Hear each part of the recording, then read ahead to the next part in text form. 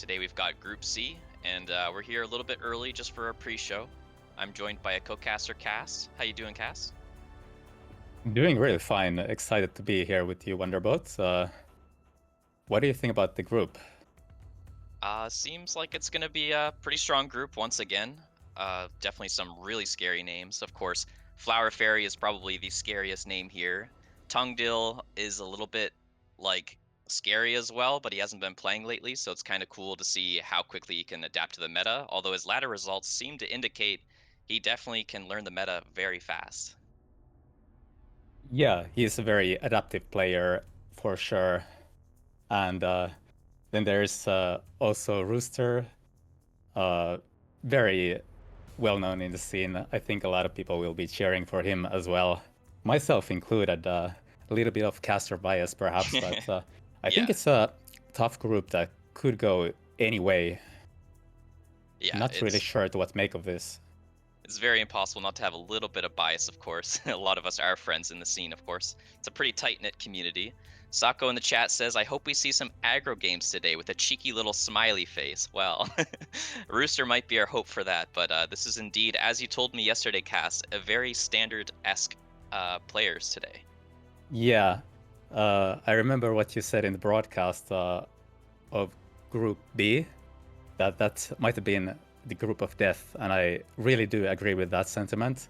However, if you look at this group, everybody, like, these are the top players of Standard. These are the passive players. Only Rooster of these people, these players here, plays both aggro and a passive. Hmm. So this is the group of death for Standard Andes, I would say. For sure. Now I like the way that you play standard quite a bit. You start like you're not the first person to do it, I'd say, but we call them the long range or the long flanks, where you put the sledgehammers all the way in the back as a like it's like the hardest thing to clear as a flank, right? And then you've got pressure on the towers. And so I would love to see some of that today. I have not seen Steel Sane pull that off, nor Tungdill. I would say Rooster certainly knows it exists. But yeah, I would love to see more of that. I think standard can be really fun. um, I mean, some people just like it, Mm. but some people are a little more adverse to it. But the way that you do it is, I think, really inspiring and interesting. Hey, thank you. And to piggyback a little bit on what you briefly said earlier about Tangdil, I agree with you that he is really adaptive. Like, he goes AFK from the scene for a couple of months and then he returns. I think he's like grinding for these events and adapts really well. I saw him do these late pulls with a pack of crawlers and a fire badger, but only on one side. I'm curious to see if that will take place. I think these all of these players have been grinding like crazy. For sure. Yesterday we saw all of them online at the same time playing ladder. Yeah, so among these four players, who have you seen the most play of lately? For me, I've seen Rooster and a little bit of Tungdill. I have not watched too much Steel Saint or Flower Fairy, but Rooster's been playing, I would say, a little bit more aggro than standard. Tungdill, full standard. Have you watched any of the other players? Um, I tried to get in a few games spectating Steel Sane and Flower Fairy. Uh, Quite a few games indeed, but it's the same as you. I've seen mostly Rooster and Tungdil. Rooster, of course, is easy to follow. He streams a lot. So does Steel Sane, but I gotta say, Steel Sane has been not on my radar so much recently as he was in the past. Yeah, for sure.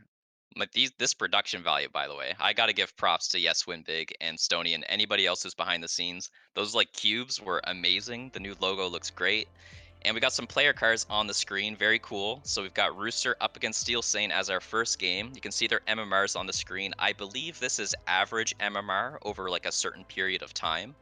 And it may also be filtered to only be against like a certain MMR range or perhaps like a top 100.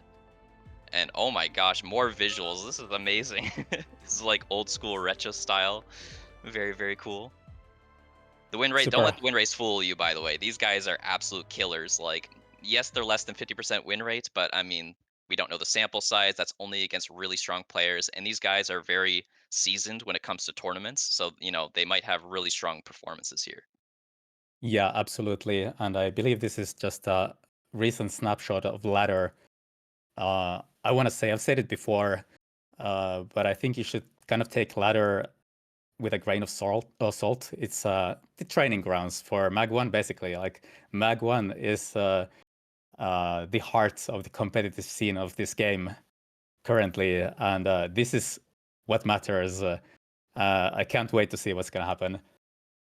Who do you 100%. favor here, Rooster or Steel Sane? I'm gonna favor Rooster here, but Steel Sane, of course, he's very focused on what he does. He knows what he likes, and he's very solid at it. So I'm definitely not counting him out. But I would give Rooster a little bit of an edge here, and I think they've got some spicy things on their player cards here. Favorite unit Tarantula and favorite spec Elite, already quite outside of the normal, and then favorite unit for Steel Sane Hacker. I mean, that unit is very niche, but I can understand the like for it, although some people absolutely hate it. Yes, I have seen him play it, and Rooster also indeed does seem to like Elite a lot, and he has been innovating with it, I would say. I've Yeah, copied a lot of Rooster's Elite playstyle. I think he also likes a lot of Worm Wasp recently. That's another thing that he's been innovating. Curious to see yeah. if that might make an appearance here. Yeah, he was one of the first innovators of like the WWW strategy, Worm Wasp, Wraith. Now, of course, the units have changed quite a bit since then, but yeah, no, absolutely. And with Elite, that would be really spicy if we see it. Let's see if it's here already. There is Elite, but it's offered for Steel Sane.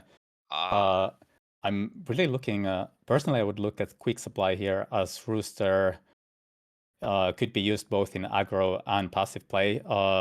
For Steel Sane, I think he likes sledges a lot, so he does pick Typhoon Specialist with Sledge and Arclight. I'm not one bit surprised there, but let's see what Rooster takes. ooh, that looks It like an was aggro pack. it was the Steel Balls and the Fangs with Let's Sabertooth go. Specialist. I am a bit surprised about this, but it probably makes a lot of sense here. Wanting to get some sort of an advantage with some asymmetry, if you Yep. will. Yeah, I'm pretty happy to see this pack become a lot more favorable these days.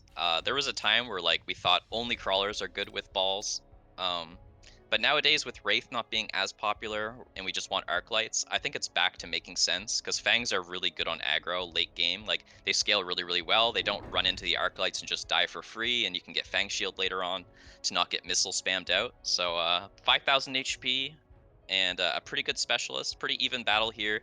Typhoon Specialist, probably extremely high win rate with 300 supplies, but and on Yes. defense, pretty good as well. So Rooster going for the asymmetrical positioning, trying to attack from the right-hand side. Not one bit surprised here. That is the way you would play this usually. And Steel Sane going for a symmetrical defense in the middle with the sledges placed vertically Yeah, it to looks help a pretty little good. bit uh, with the steel ball onslaughts. Yeah, I would expect a really good matchup here for Steel Sane in this first 1 or 2 rounds. Maybe if the tower goes down, I would give Rooster a good chance here. We'll see. It's actually looking not too bad. He's getting really good lock-ons already, and I do think he will have an assassin ball go to that tower. Yes, Rooster has to be feeling pretty happy about getting a good round number one, even though that is not all that often, all that consequential. But still, Yeah, usually you would favor the sledgehammer player, but getting a win with the steel balls has to be nice. for sure. He almost gets the steel ball level, which sometimes is huge, sometimes, as you said, inconsequential. Sabertooth does come down, tempo in his favor now. And as far as cards, we do have a spell here. Both Yeah. players looking to be interested in it. And it was instantly picked, basically, Yeah. both players taking the Rhino Assault. And looks like Rooster is planning to use it defensively. That's pretty interesting. What do you think about that move? Um, I think he just doesn't want to cover his tower. He doesn't want to fortify it since that would not be enough. He could delay it with a crawler. Certainly not a weak option by any means. But maybe he just wants his deploys to be in the front and just likes the spell in the back. And then Steel Sane is being aggressive with it. That will eventually get the tower. I don't think anything will go and defend it, except for, of course, the Fang that's like right there. So eventually the tower will go down. True. It makes sense what you said. You kind of want to focus on getting your aggressive deployments here as Rooster. But on the other hand, you cannot really gain that much of an advantage from the whole situation with the spells. Like the only way you could, you're not even sure that your opponent will take the Rhino, right? Yeah, yeah, for sure.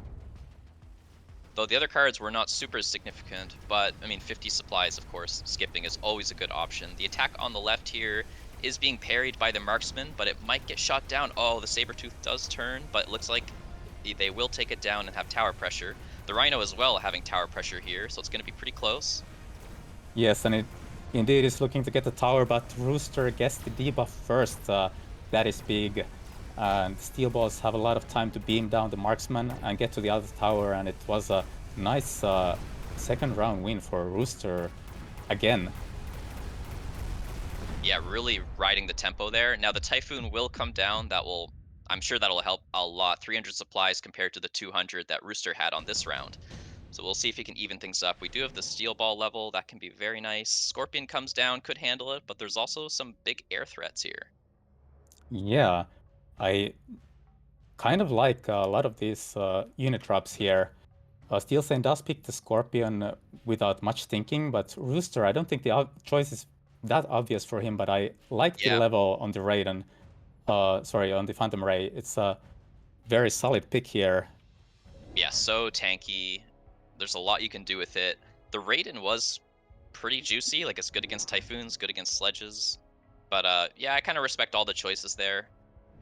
We'll see how he plans to use it. Like, will he tech it or will he just sort of leave it and then eventually sell out of it if it underperforms? I think the Scorpion was a pretty good defensive option there. Maybe the Aryan is not quite as good on defense because the balls usually get sold anyways, but maybe that's another reason why the Scorpion's not great either. Yes, here you also have an interesting situation with this unit reinforcement round. Steel Saint kind of having to guess where the Phantom Rays or whatever is picked by Rooster will be added, and Rooster looks to be adding one pack of crawlers, excuse me, fangs on the left-hand side, but nothing more. Whereas Steel Saint added a Scorpion there, kind of countering Yeah, the Saber, but not doing much of anything else. Let's see how the Phantom Rays will do in the main fight here. yeah, the left side is just getting completely owned, but that's because Steel Saint put a lot of resources over there. So I would like to see Rooster start selling that area, go back to the main fight, where he is also not quite winning the Typhoon. Oh, maybe he is winning. The Typhoon tempo not super big, it appears. The distraction with the Crawler was really good, by the way, because it pulls the Marksman, pulls a bit of chaff, and the Marksman, of course, is what would kill the Phantom Ray. Yes, there is one marksman alive, but it looks to be picked off by the Phantom Ray. The debuff was not enough. The Phantom Ray does prevail, and not a lot of round damage going Rooster's way, but he does get a level potential in the Phantom Ray. Level 4 already. We can Yeah. see, will he commit more to the race, or will he just keep leveling this one Ray? Yeah, it gets more and more tempting with every level to buy more of them and take attack. But I don't think Phantom Rays scale super well. Like, the tankiness is very, very strong. Ooh, the item here could be really good, but actually it goes for the smoke. I think the smoke can be very good here. Maybe the amp core is a little bit too much. Like Yeah. the Phantom Ray here is already extremely tanky as it is, and it's just one unit. But he does cloak it. Ooh. Interesting choice here to not take the amp core, Oh, to he's cloak buying it and more. get the smoke. Oh, this is crazy. This is a big, big commit. Like, he is in it now. He clicked the elite recruitment button. So that's 100 just to invest in that and the tech. Smoke might land. I don't know if you would bubble so early. He does go for the left side. I kind of like selling it out. But in Yeah. retrospect, I actually do like this because I feel like Seal Sane knows that their big Phantom Ray, which is threatening level 4, is on the right side. So he might buy a bunch of marksmans there. Yes. What text does Steel Sane run on the marksman? He does have double shot, which could sometimes help a little bit with the Phantom Rays if it ever comes to a situation where they have the energy shield, but indeed the smoke does land, and Phantom Rays are going in on the left side. I feel like Steel doesn't have any answer to deal with those right now. Yeah, totally. And the cloak is providing good DPS here. It, of course, does just give some natural 40% attack increase. He is losing the non-smoke side, but I think he delayed it quite well and got some good damage. Tower will go down, giving us some more DPS here on the right side. Yes, and it looks like the other tower could be falling as well. Actually, it just looks like the Phantom Rays are gonna slaughter everything on the Once ground again. again.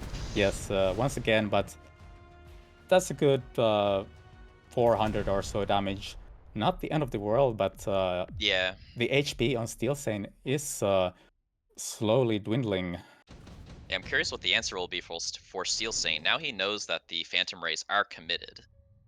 Ooh, intensive training and Quick cooldown efficient as light well. manufacturing. Yes, Rooster having two spells, but I don't feel like he would take the quick cooldown just for those two. Both players opt Yeah. to go for the efficient light manufacturing. A solid choice still on round number 5. You Yeah. do get the economical benefit from that pretty quickly. Yep, not bad at all. With Rooster having 5k HP, definitely does make sense. I think the quick cooldown was maybe playable, because like obviously more spells can drop as well, so it can get extremely high value, but maybe a little bit more risky because spells might just not show up, right? Yes, all of those cards kind of combo with other stuff. Quick cooldown with more spells, intensive Yeah. training with the enhancement module, and efficient light manufacturing with additional deployment. True, Uh, true. but let's see if that card does show up in the future rounds. I like that Rooster is adding another Fang here on the right-hand side flank Yeah, to do a I longer love pull, that. perhaps. I think I it's a think really good thing that scales in the late games to keep adding more and more little chaffs in the flanks. And he did yes, level the crawler last round to blue, which I thought was a pretty nice tactic. The arc light just takes that much longer to clear, and in fact gets DPS as well. Look at the Phantom Rays on the left, though. They're still under the smoke. Double shot was teched on the marksmans to try and handle the Phantom Rays, but they are just really deadly. Now the Typhoon is leveled to level 2 here with the Amp Core, so that's also some pretty good anti-air, but we'll see. Oh, that missile. Ouch. yes.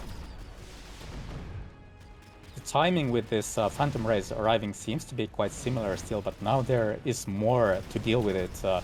More marksmen are there, and Steel Sane hits back with a round win finally. Yeah, and the smoke's gone now. I think the Sentry Missile was honestly a big part of that. Like 5,000 damage on 3 of them and slowing them down was pretty big. More air. Oh my gosh. Yes, Air and Farseer. Is this a little bit of a rock, paper, scissors situation here? Rooster does take the Wasp. Yeah, to some extent. Raiden is like pretty solid in general. Like, of course, the Yeah, Wasp will be nasty against it. Yeah, I think this is a pretty fascinating group of drops here. Both players go for the Wasps. I think that makes sense for it basically does. everybody. Yes, you might be tempted to get to Raiden, which isn't such a hard counter to the Phantom Rays as it was when it was first introduced. But Hmm. if you do get the Raiden, your opponent might get the Wasps, and that's a lot of bodies, 12 bodies with potentially the energy shield. That is actually clicked Yeah, by Rooster to help deal with the potential threat of the Raiden, so makes sense for Steel Sane to pick the Wasps as well. This time around, Rooster is placing the Rhino drop perhaps to do a little pull yeah. of Steel Sense units to the back, expose the towers. Uh, what about Steel Sane? Well, the tower pressure with it, it looks like. I mean, there is a sentry to slow it down, and the tower is fortified. Some crawlers also may run left. Yeah, this is turning into a little bit of a wasp, like an air duel as well, because anti-air is clicked for Steel Sane, whereas Energy Shield is picked for Rooster. I really like the play for kind of both players here, because there is so many marksmans that getting Energy Shield on the Wasp does make a lot of sense. Look Steel at this Sane's Rhino. Rhino drop is slowed down, but it eventually is going to make its way to the tower. That is, however, at level 2. Ah, okay. Rooster is looking to get the tower. The Rhino dealt half the tower damage, but the tower didn't fall yet. That's pretty crazy. Yeah. Looks like Steel Sane is barely defending that. The tower debuff would have been huge, but instead he just crushes Rooster this round. Gonna deal massive amounts of damage. Yeah, that is not what you want to see as Rooster. That was a lot of damage and like just pretty convincing. You have to give it to Steel Sane. He is scaling very, very well with these marksmans and all these tanks up front. A lot of Wasp levels. He takes the second tech here, giving them the ultimate range in this air battle. What will the Or response be? Fort AA? yes, I have watched Rooster stream quite a bit, and he's very vocal about Forte A. He thinks it's really strong against wasps, and it can be sometimes very true, but these wasps here on the left-hand side are already level 3, which means that their HP is above the Fort Missile breakpoint. Fort Missiles do 900 damage, but if it hits a wasp here, it's not gonna kill that. You need 2 missiles to hit a wasp here. So this wasp on the left-hand side with the level 3 range and the damage item that was just picked by Steel Sane could be looking to be very strong. Yeah, definitely. So he sold the biggest phantom ray he has to inject more money into his forts. I like that play because I mean his phantoms are really becoming obsolete at this point with how many wasps there are, how many fangs there are. So let's see how this turns out. I'm very scared of the wasp just dominating despite the fort AA. We'll see.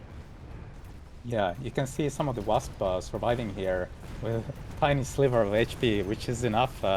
However, the Phantom Rays didn't fall all that quickly yet. A couple of them are still alive.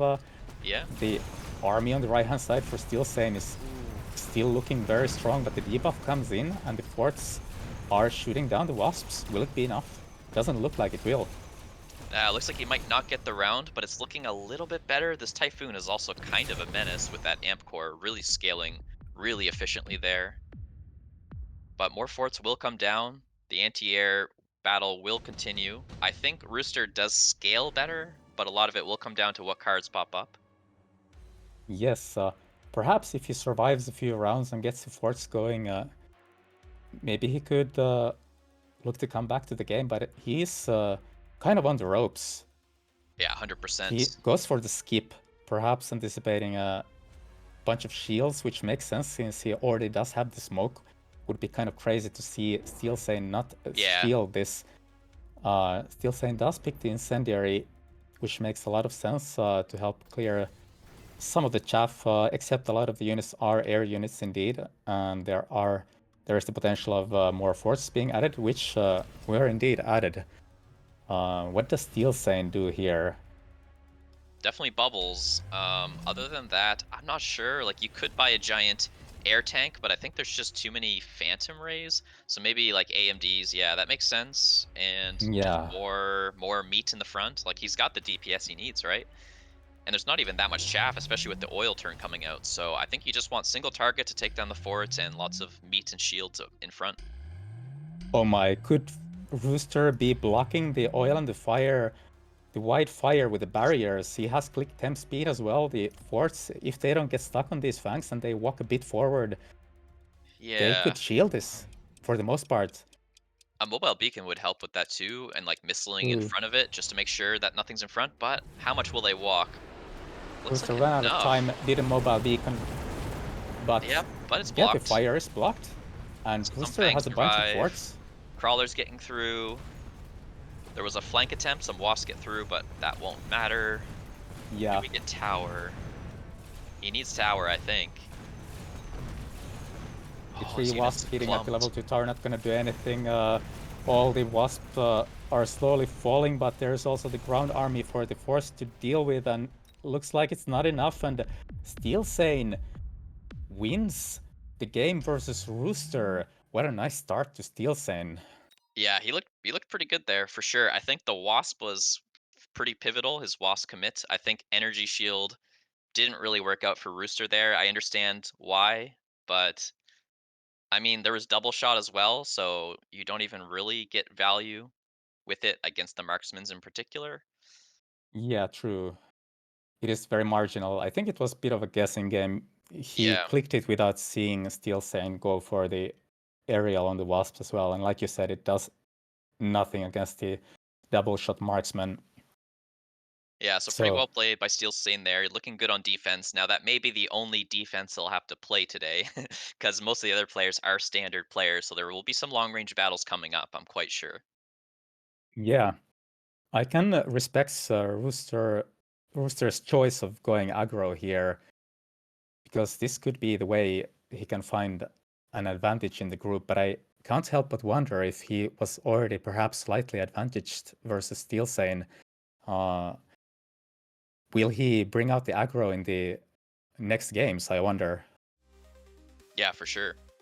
Rooster in chat says he thought that Steel Stain would go Raiden, and that's why he went Shield Wasp. That does make sense because the Raiden sort of pivot would be extremely scary, right? Against the Phantom Rays. Yes, that's also what we were thinking about, and it makes total sense. This time, the guess didn't pay off, didn't work out. Yeah, sometimes you gotta guess, right? That's what the unit reinforcements are all about at times. But I think committing to the anti-air on the Wasp was a really heads-up move because I mean it was just a very heavy air game with most of the unit reinforcements involving air. Yes, again, well played by Steelsane. He must be feeling happy about that. But Rooster is, of course, not out yet. He will get to play at least one more best of three. Now we have the next game getting ready. Tungdil versus Flower Fairy. Who do you favor here? I'm gonna have to go with Flower Fairy. I think Flower Fairy, along with Fang Fang, are the best in the 201 region at the moment. You can see his card here. His average MMR is 2300 plus, which is crazy. I've been told by production that the win rates are for top 50 world or better. So these are only against the absolute best players in the world that these guys have an over 50% win rate. So basically, just having over 50 is already quite meaningful here. Yeah, that explains a lot about the win rates. It is quite impressive indeed. Yeah, and And even yeah, go Steel ahead. Stain and Rooster having below 50, I think those are bad stats. I think on average those guys do have a bit better, so maybe just slightly bad streak lately. Yeah, I would take those with a grain of salt. Yeah, yeah. And the game is getting underway.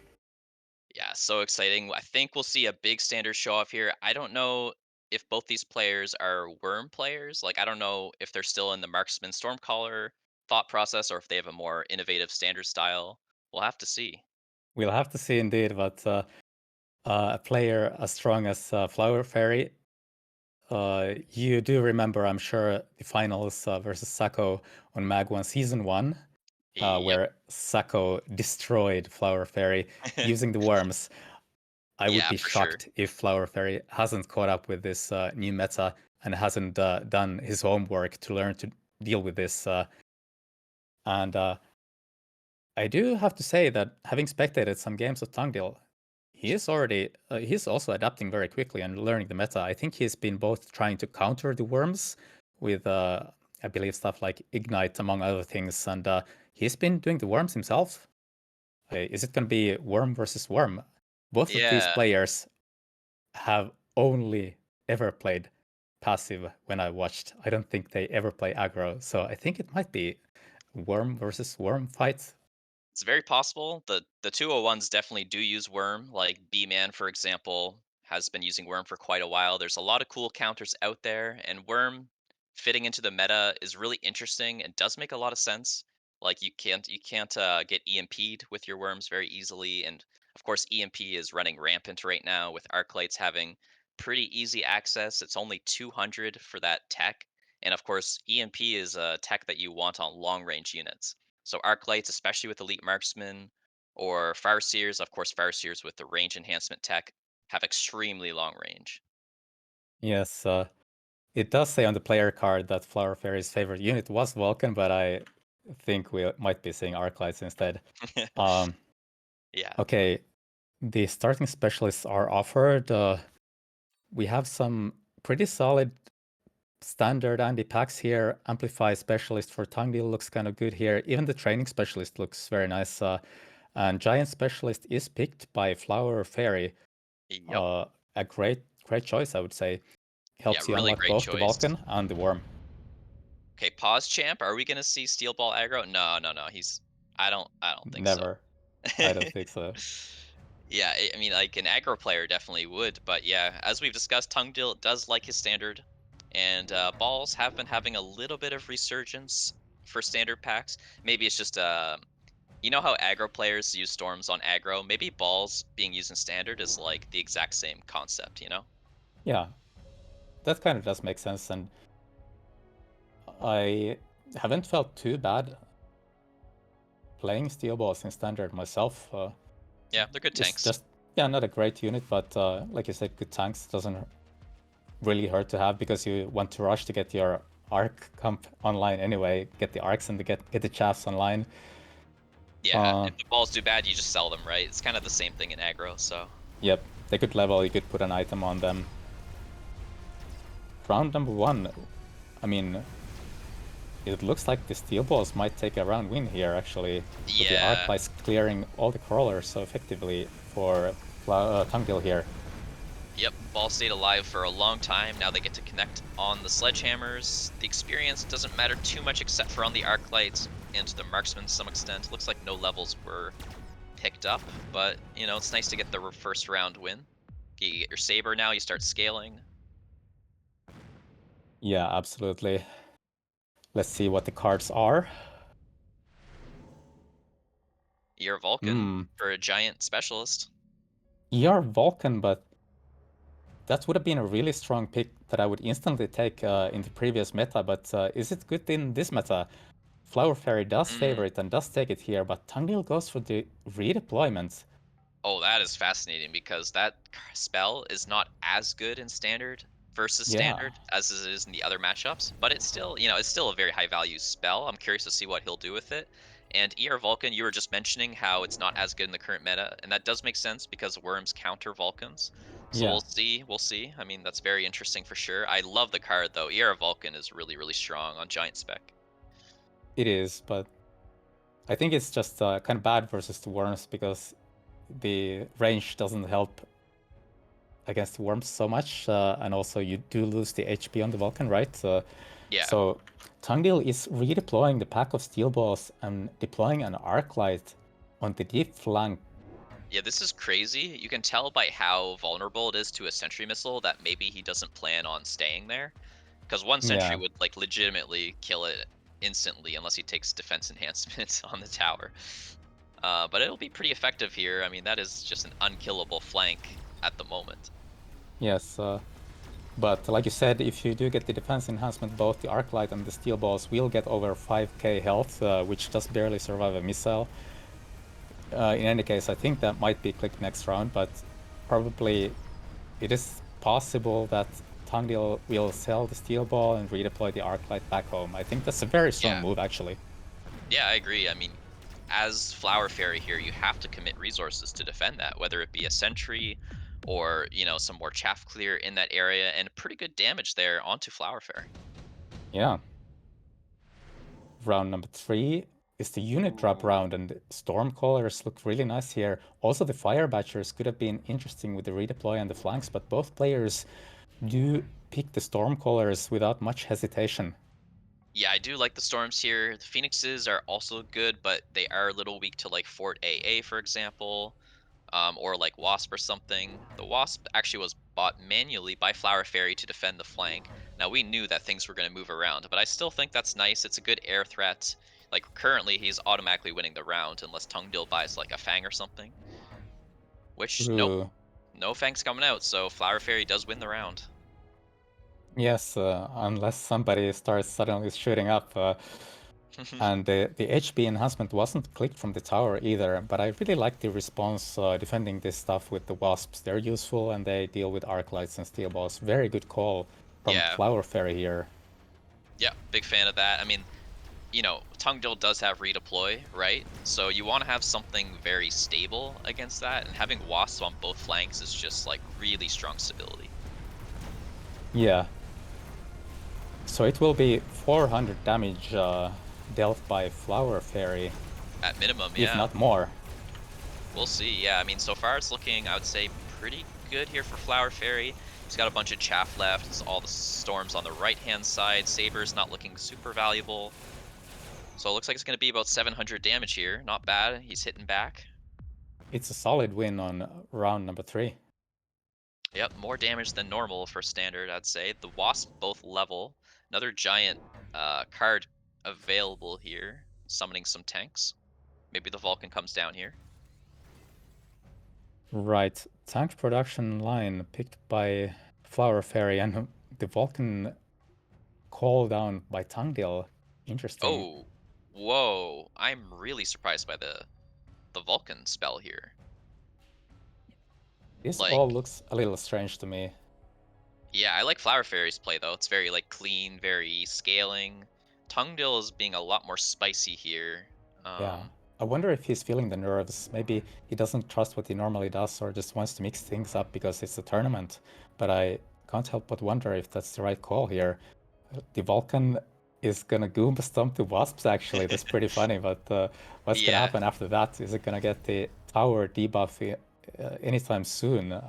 I don't Whoa, whoa, know. whoa. So we have lone temp range. That is absolutely insane. I guess he really wanted to get down the Mustangs with Mustang range here. Just really doesn't want to lose the air battle. I mean, you can't buy an expensive spell and lose the round, so I do understand why he's investing so much, but we'll see. Yeah, you do lose 200 in econ going for the lone and the temp range, which is quite massive, plus the Vulcan on top of that.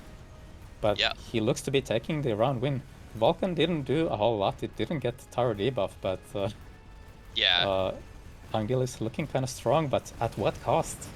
exactly. At what cost? But, the experience was really valuable, but unfortunately not quite picking up the Mustang levels, despite there being some level 2 wasps there. Or just Wow, one. look at Yeah, that damage though. 1200 HP remaining for Flower Fairy. So yeah. I think Tangdil, if he doesn't loan here, which he doesn't need to, he has put a lot of pressure on Flower Fairy in terms of Flower Fairy's econ as well. Flower Fairy probably has to guess here, am I gonna die next round or not? Maybe I have to loan here as Flower Fairy, is what I'm thinking. Flower Fairy does go for the oil. That's a pretty solid, safe option. It's not a loan, but it Oh my can help you gosh. survive the round. Kind of a Another lone buffer. temp range.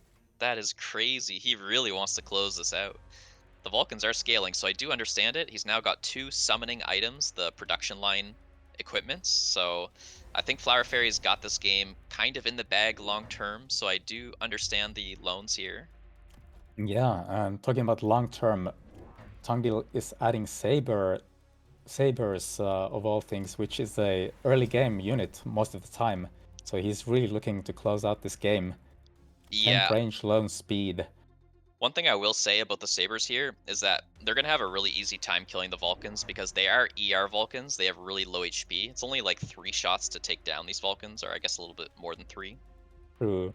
So you don't need much of a single target, especially if you can make the Vulcans not level. So far, the Vulcans have picked up like almost no experience, which is really good for Right, one Tungdil here. missile going down as well. Run is beginning. This is kind of do or die for Tangdil. Yeah. Can he do it? Well, the Burnination is about to happen here, and it looks insane value. It's looking to be a big Oof. barbecue indeed. It's lit up. All the chaff disappears. The Sabers are alone in a field of fire on the left-hand side. It's not going to go very well for Tangdil over there, but on the right-hand side, he seems to be winning quite nicely. Yeah, minus 50 on the sentry there. There will be tower pressure, probably going to help Fairy out a lot here. There is a lot left, though, on the right-hand side. Yeah, tower debuff does take place. Oh, getting the Tangdil round also win? looking to get the tower. Oh my gosh. Okay, well, he's not dead, but he is going to take some more HP off of here, it looks like. Oh, Yeah, 400, a bit less. Not bad. So it Flower was Fairy costly, still, yeah, it was costly. Another lone temp range. but it was not nothing. It's getting there. It's A few getting more there. runs of this and that's a win. I But guess the wasps are no longer scaling. There's yeah, the worm. there's no oil this time around. Oil Yeah, is on cooldown. Tangdil another adds the lone. worm. Probably cannot afford any techs here. And no tech would be really that useful here. Maybe the replicate. He doesn't know that the melters were added by Flower Fairy as well, but Yeah, will it be Melter, enough? Vulcan, a good comp here. Phoenixes as well. Just a bunch of single target to take care of the Savers, and of course the Worm and Balls. A lot of tankiness here for Tungdill. Lone temp range for Flower Fairy as well, so both players now committing to that every single turn from here on out, I'd imagine. Yes, the crowd is favoring Flower Fairy with the bets quite massively. Will the crowd be right, or will Tangdil be able to clutch this win before it's too late? Yeah, it will be hard to say here. We've got up to 4 Mustangs now, so a lot of anti-air against the Phoenixes and the Wasp, but the Sabres do have their work cut out for them. There is 4 Giants on the battlefield now. Sabers getting beamed down pretty quickly. Left-hand side looking kind of weak again if this worm falls, and it looks to be falling to the Ooh. melter. He was stuck on chaff, and the same story is perhaps going to repeat, however, with the right-hand side going for tongue deal. But will it be enough? Looks Yeah. kind of crazy. The Sabres are down now, so it's just up to the Stormcallers and the Blue Mustang here. Looks like Flower Fairy will punch back here. Decent amount of damage. Ooh, good tower timing. Might be able to clean up a little bit here at the end. Phoenixes go down, and a little bit of damage here mitigated. Yes, both players did take the loan, so at least Tangdil has that going for him. He didn't lose without the opponent getting a loan, but looking very tough. Can he come back to this game All in any spells way? here. Cheap one Yeah, for Fairy, just trying to take down a Mustang pack, I'd imagine. I'd like to see bubbles on the towers, both towers here for Tungdil. That way he protects his Stormcallers and his Mustangs at the same time, or at least tries his best to. It may be not quite possible. Tungdil taking his time. There are some good yeah, options here, like summoning Wasp could be good against the sniper units of Flower Fairy. Does go for it, probably putting it all the way in the back, although there might be offensive potential for it too. yeah. He's putting Wasp on the flank. This is really do or Wow. die, and I'm not surprised about it. If you look at the board, he has no long-term prospects versus the composition of Flower Fairy and having so much money spent not on econ but on temporary stuff. So if you look at the Yeah. HB, this could be his best bet to close out the game and get the win. But will it work? He does have to use a bubble, like you said. He could try to dodge a missile with redeployment, but he has to guess where the missile is gonna Yeah, be good point. placed. And it isn't placed on the juiciest target with the level 2 Mustang here. It's placed on this other Mustang. Yeah. Uh, Usually that's something you see from the top level players. You don't necessarily use a spell on the juiciest target because that's Yep. most likely to be defended.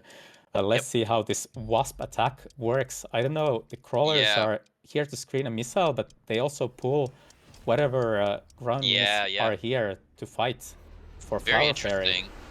We have range on the Wasp as well, and of course the Wasp summon, but there's just like enough fangs there that's actually probably not going to have any potential of taking the tower. The Sabres were ranged, so maybe he can win the ground battle. Of course, the Missile Strike does take down that Mustang pack we were talking about.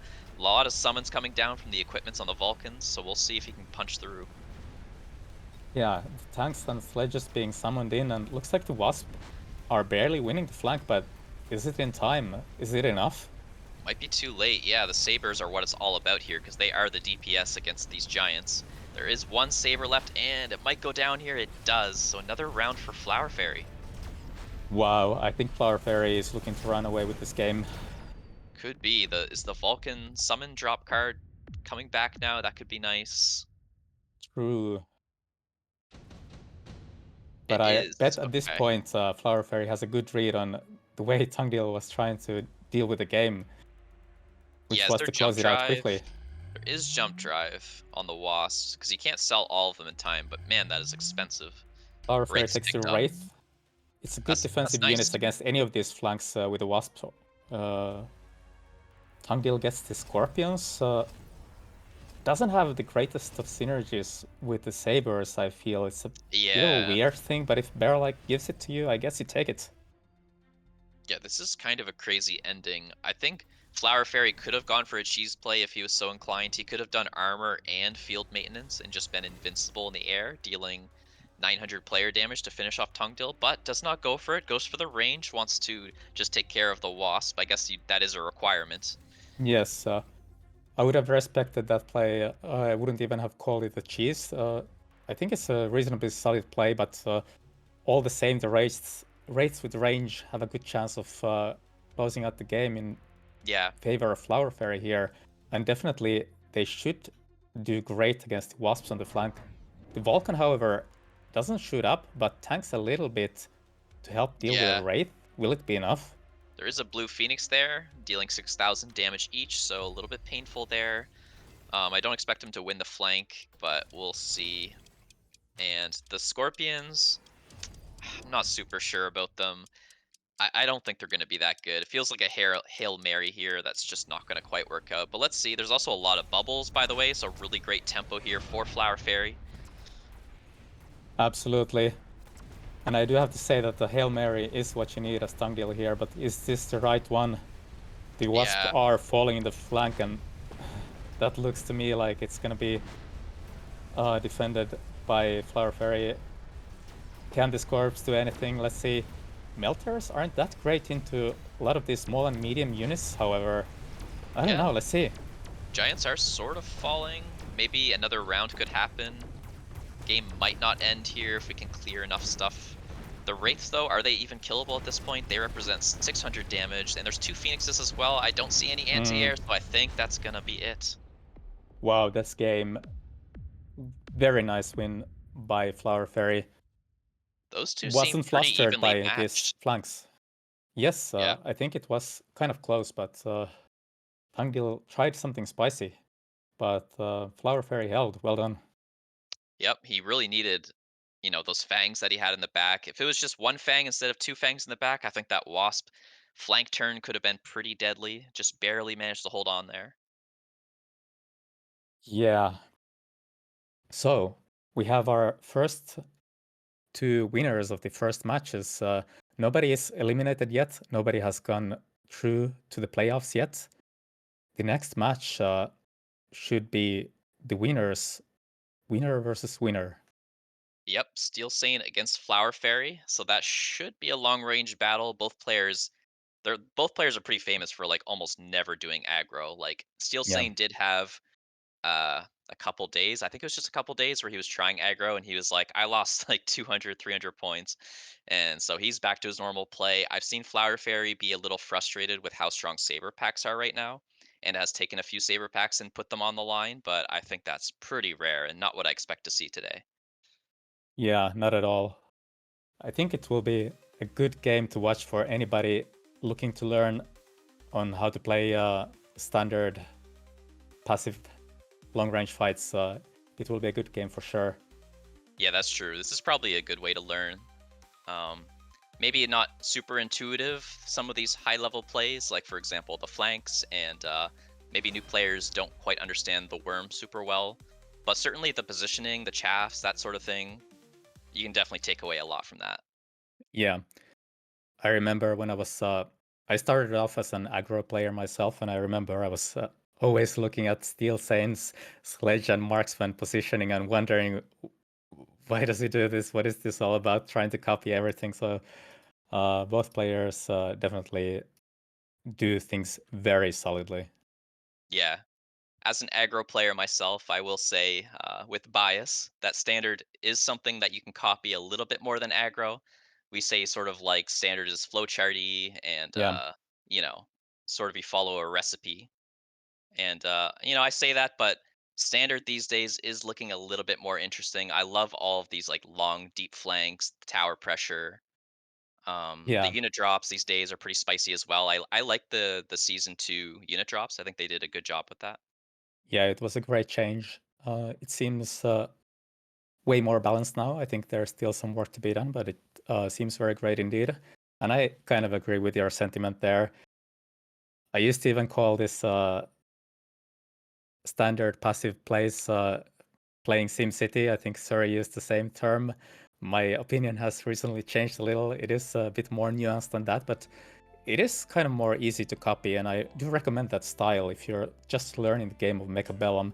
Maybe aggro is a little bit tricky.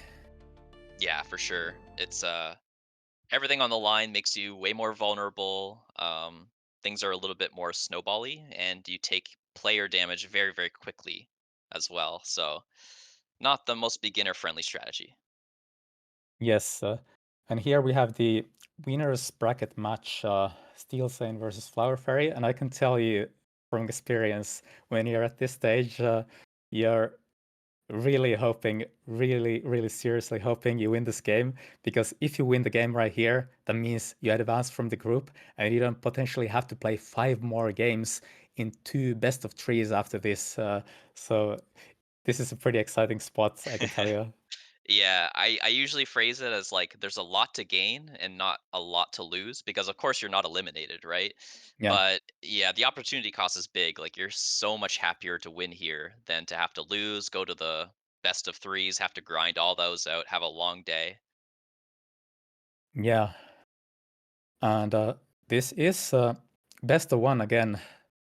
To Yep. emphasize that there is a good chance that Steel Sane might take this, but I do have to favor Flower Fairy here. What do you think will happen?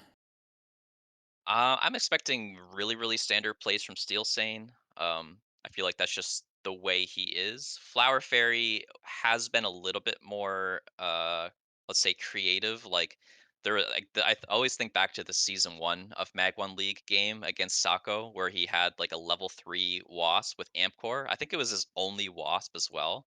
It had jump drive, and it was just a menace and almost won the game on its own.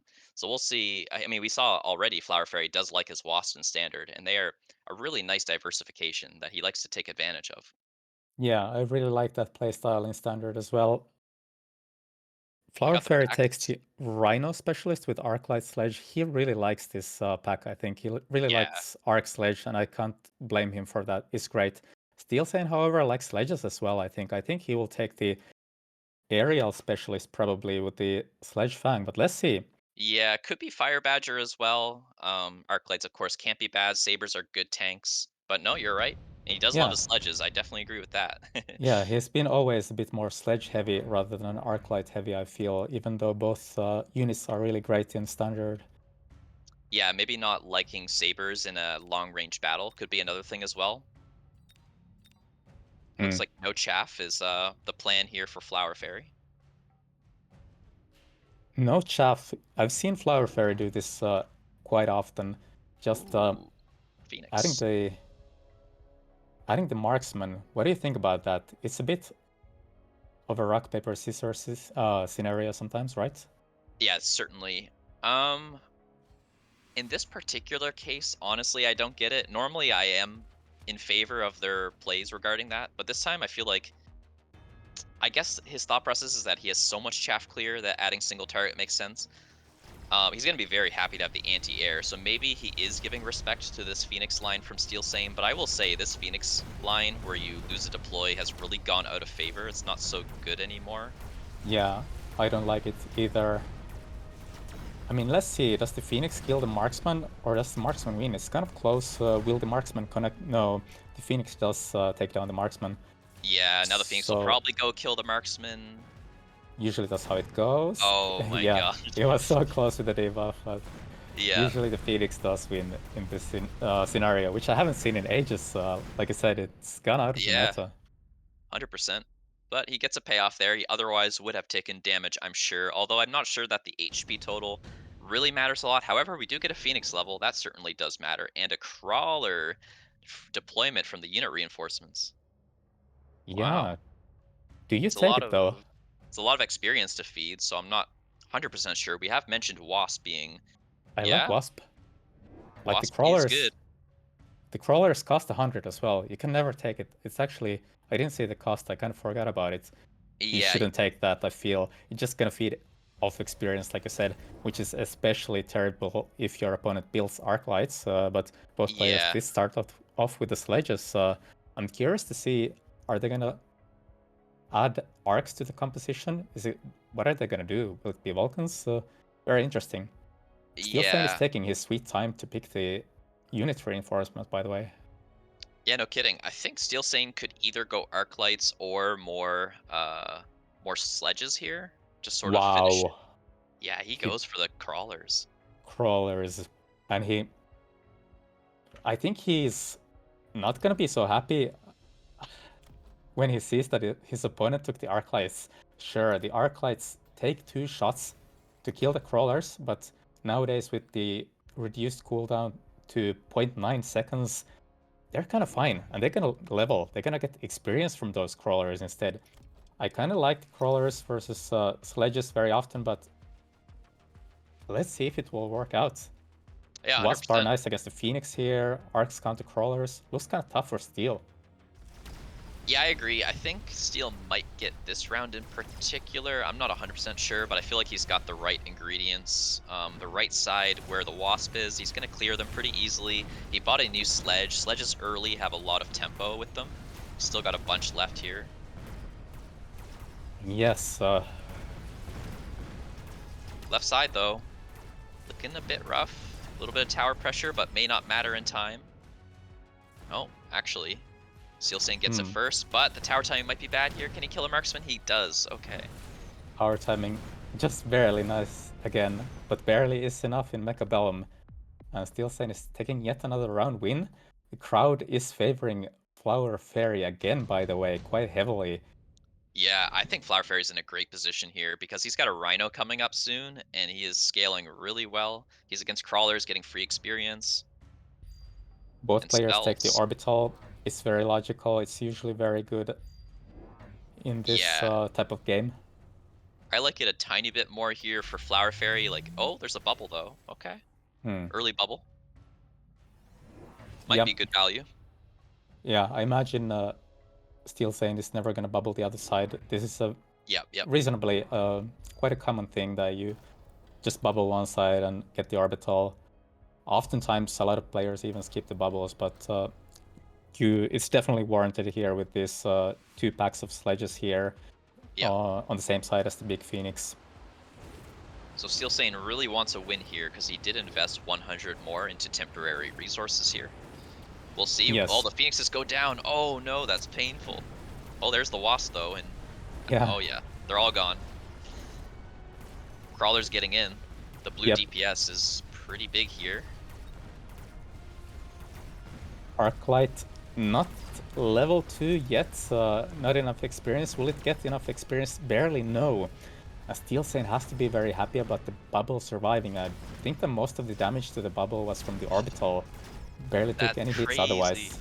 Yeah, huge win there. But the Rhino will come down. I still think economically, Flower Fairy is pretty far ahead here.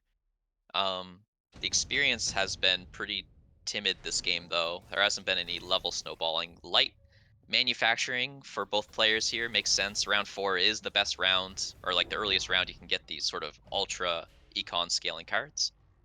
Yes, we saw both players take it almost immediately, or basically immediately from our point of view. Of course, there is a small synchronization issue that we don't see the screen of the card selection at the same time as the players do. But yeah, I wonder what the Yeah. other cards were.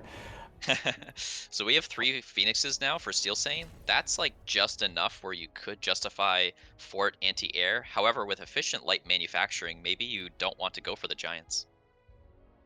Yeah, probably not. I think that does kind of determine the direction of the game very often until you get a giant drop from the unit reinforcements at a later round. Yeah. Players are playing kind of fast, by the way, not using up all of their 90 seconds. Let's see how the Yeah. Rhino does here. Yes, of course, the Rhino specialist now getting the Rhino on board. Will it make a difference? It looks to be very strong. I mean, the left side was already winning for Flower Fairy, but it should be Yeah. perhaps winning even harder. Thank gosh there's a blue Phoenix there, so at least it eventually dies. But yeah, he will lose that side eventually. The bubble on the right hopefully isn't completely wasted for Steel Sane's sake. Looks like he will win that side eventually Yeah, here. I Oh, think Steel might win the whole round again with the Phoenix repeating yeah. the same move again, or Oh, oh, oh, oh. nope. Phoenix is still alive, but at least nobody's taking a lot of damage, that's for sure. What a oh my gosh. Okay. Another small win. Really slow Yes, game here. This could go pretty long, honestly, if this chip damage keeps happening. Phoenix got a level available as well with that. So Vulcan taken by Flower Fairy, his favorite unit. Yeah, looks What is good. Steel Sen gonna do? I'd say you want like Farseers or Vulcan here. Um, Yeah, yeah. I like the Vulcan for both players. What do you think? I think the Vulcan could be even better for Steel Sane than it Yeah. is for Flower Fairy because Steel Sane only has the sledges for clear and not Yeah, the good arc point. lights that Flower Fairy added. But he skips it instead. You were right. He took the Farseer. Interesting. places Yep, them very in the interesting. back corners. Yeah, I'm not sure what the logic is, to be honest with you. Like, I guess it's good against the Wasp, but outside of that, I think Vulcans scale really, really well in Standard, assuming that Worm doesn't ruin their day. Yeah, I'm a bit So surprised the Steel Saint didn't take it, but let's see.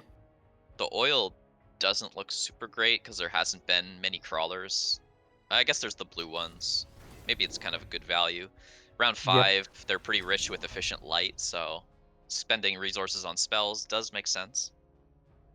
yeah. There is the kind of anti-synergy with Vulcans uh, with the efficient light manufacturing, but of course it was from the unit reinforcement, so you don't really care. You're kind of happy about that actually. Yeah, you only need like two or three. Depends on what kind of strategy you're going for, but if you just need the chaff clear, just like 2 would be enough. Hmm. Yeah, looks like the oil is working pretty well actually. Some of the The fangs are bubble's still kind of going to be good. alive in the bubble, but the bubble is falling. Yep. Fangs are exposed. And now the marksmen are having free reign over the phoenixes here, I feel. Yep, phoenixes are Ooh. falling from the Wins the skies. left though. That's Yeah, interesting. That's the first time he's won the left. And he gets the round. Oh my gosh, and more chip damage. This time 500 though, or oh, 200. Okay. yeah. um, Steel Sane continues to win rounds, and I think even the prediction is moving slightly more in Steel Sane's favor. Still, yeah. the crowd believes in Flower Fairy. Kind of the fan favorite here, has a lot of merits, but merits don't matter if you don't win. Yeah, And for Steel sure. Sane looks like he might want to keep the pressure up with the EMP here. Very solid pick always. Yeah, 100%. Gonna hit a lot of marksmans here and the Vulcan, and the range on Phoenixes, the Phoenixes now, 2 of them are level 3, and the sledges get range as well. So we are turning things into a long range battle here. I think that the Phoenixes have a really good chance to scale equally or even better than the marksmen. So we'll have to see. The speed has been very helpful so far. Yeah, More I, sledges, OMG. that's kind of crazy. Steel Sane is really playing a bit out of the meta, and I kind of like it. It looks like it can work really well here. The EMP blast will take the range away from the marksman and the Vulcan here. I Yeah, think it big tempo. looks, yeah, very strong round for Steel Sane, I imagine, but Big let's see damage how it maybe. actually happens. I wouldn't be surprised if there's like a lot of damage coming through here. This Rhino also needed to be sold yesterday. Like, what is this? It did nothing. Yeah, I guess the Rhino can act as a little buffer for your chaff to make your chaff live a bit longer, but is that really so helpful versus the sledges? I kind of like it versus Arclights. If there's a Yeah. side Arclight here, but there's just Phoenix and sledges, and right-hand side looking strong this time around for Steel Sane. Left and right, right and Yeah. left, things are flipping around. And who's gonna win the round? Oh Flower my Fairy gosh. I barely thought takes Steel it. Sane had that. I'm Yeah, surprised. The EMP blast was expended, right? And it look at was a that blaze juicy skin. hit. Well, that was Definitely is surprising. blazing, taking the incendiary as well to add fuel to the fire. Yep, Flower Fairy liking the spells here. He's gonna have access to a lot of fire effects. Steel Saint taking his time. I imagine some bubbles will be necessary. Sledges are pretty weak to fire since they don't have a large health pool.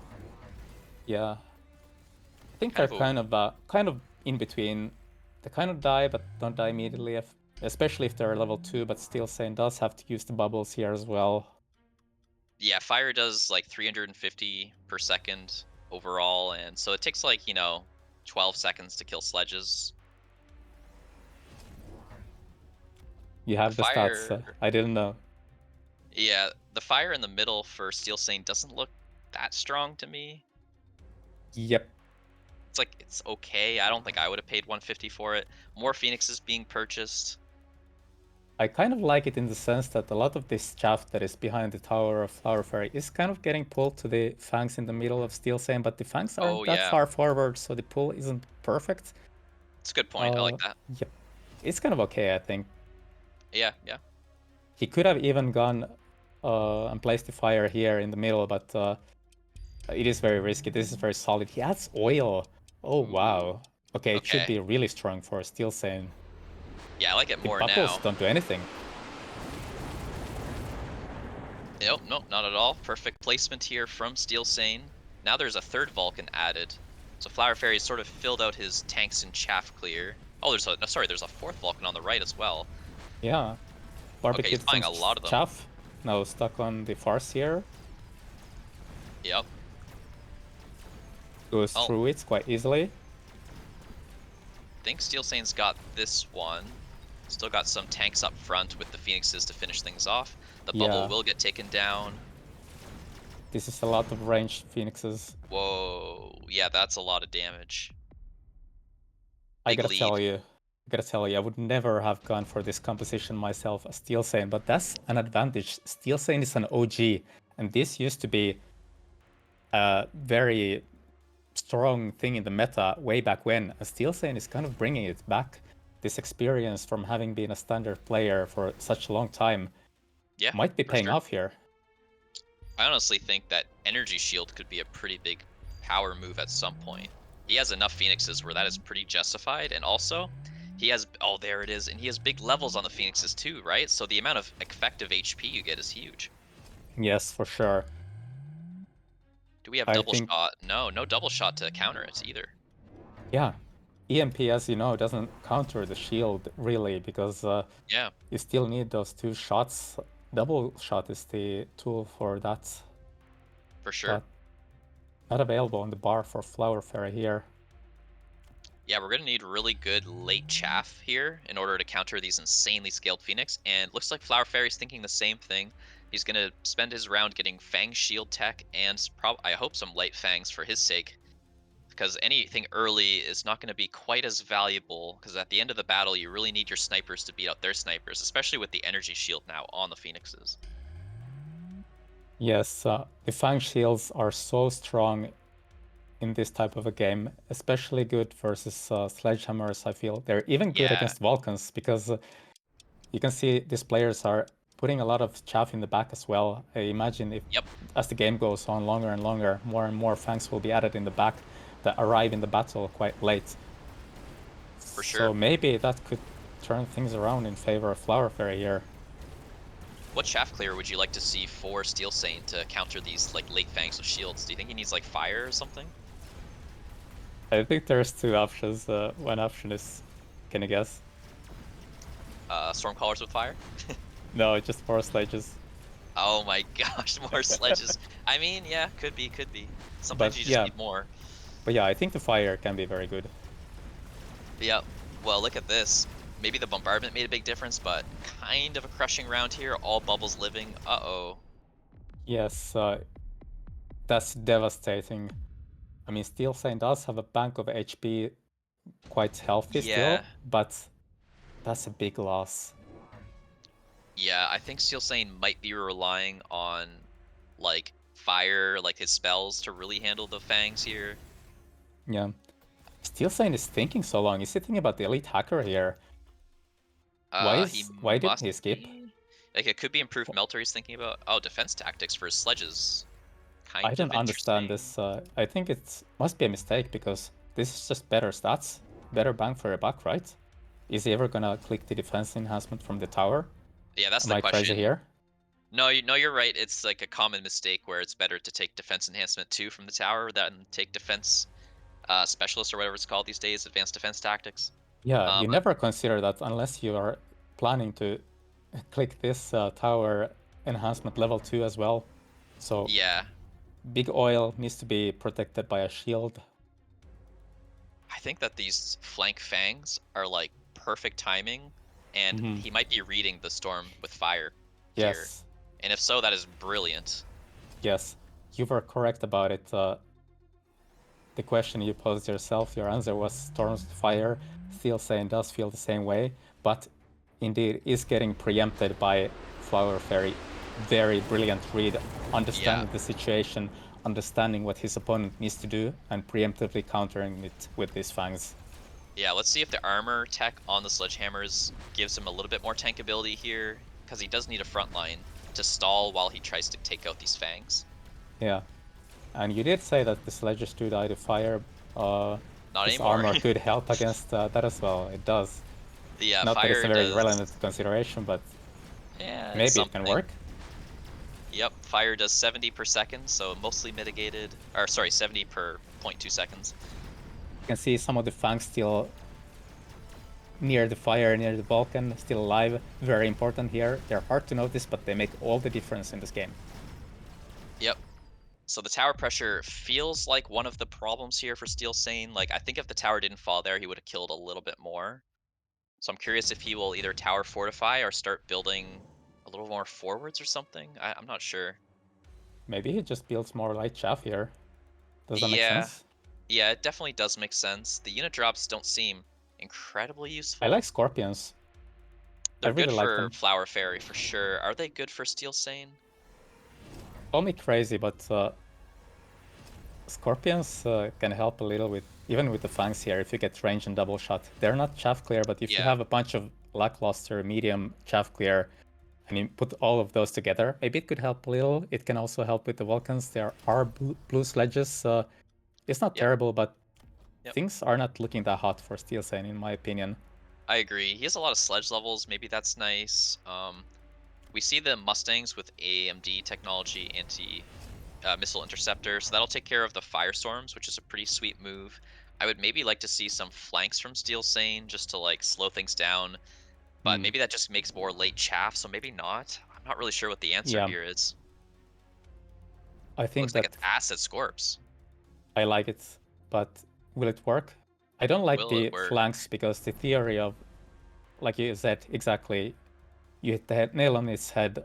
It's just gonna give your opponent more late chaff in this scenario. Sometimes it's good, but I don't think it's very good here.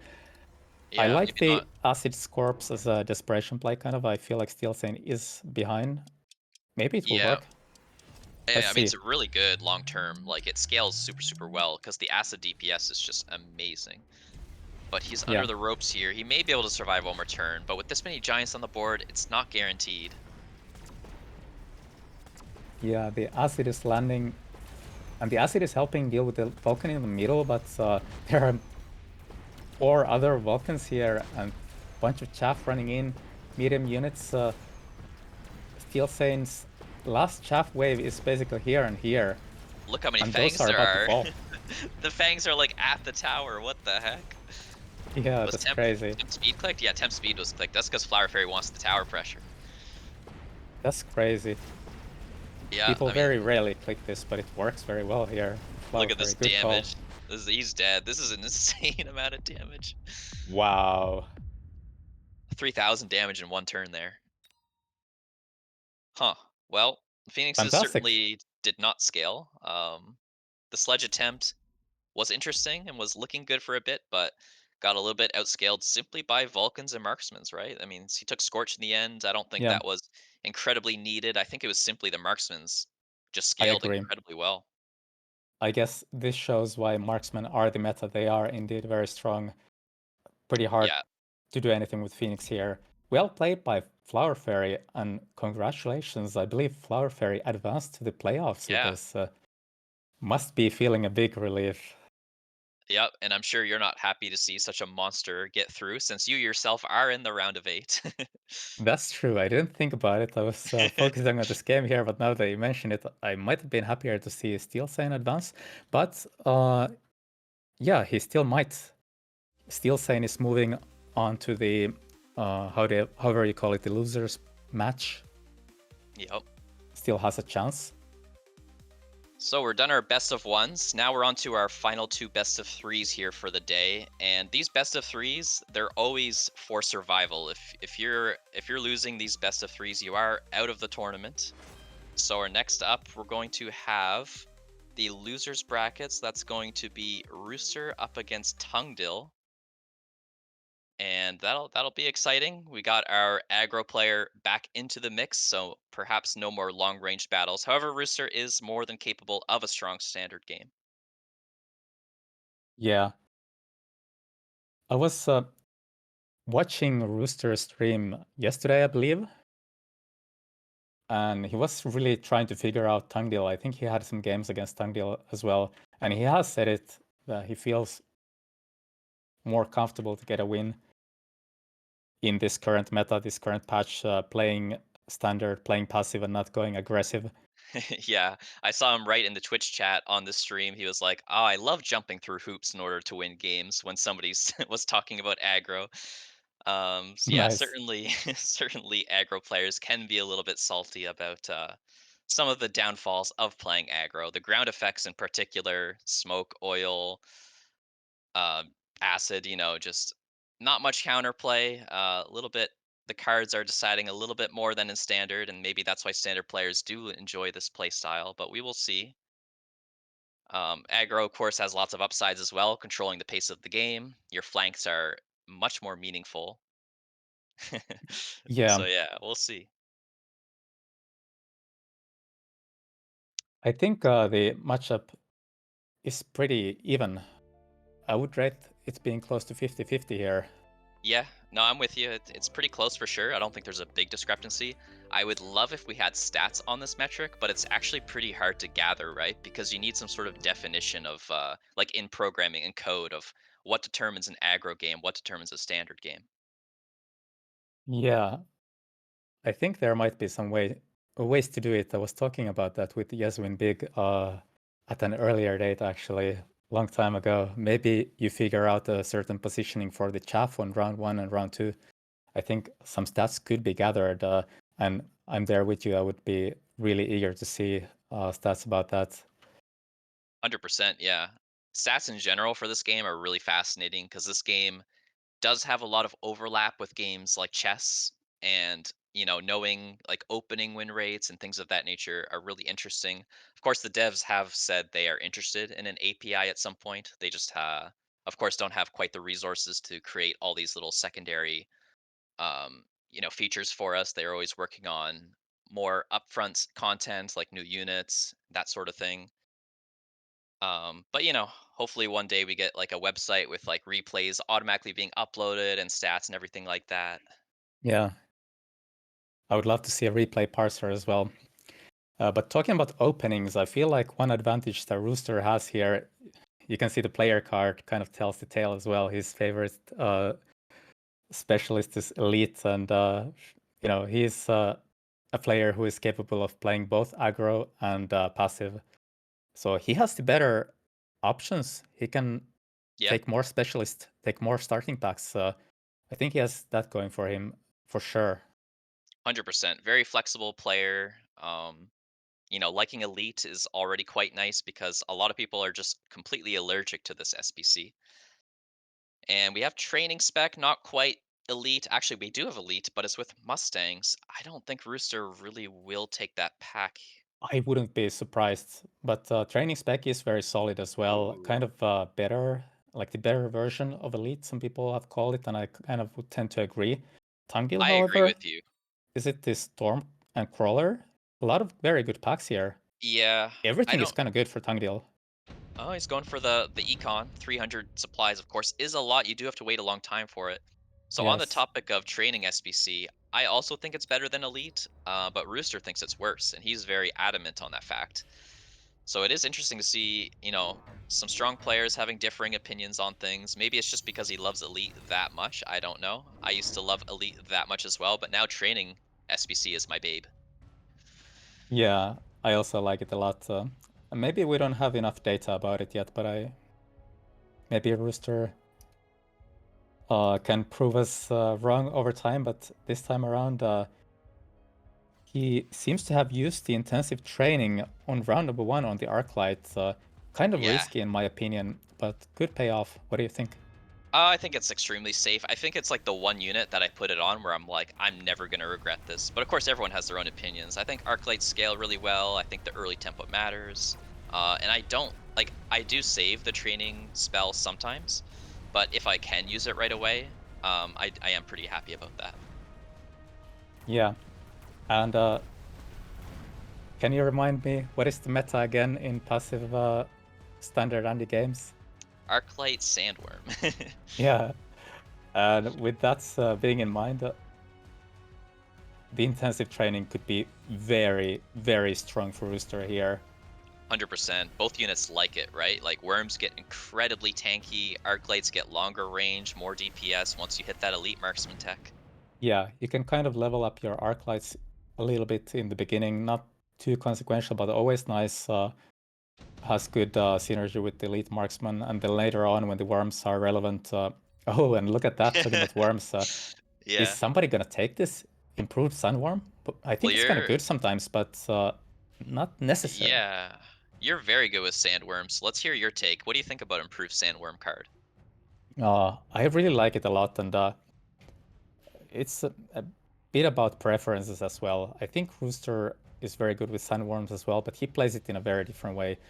I like sandworms in standard, but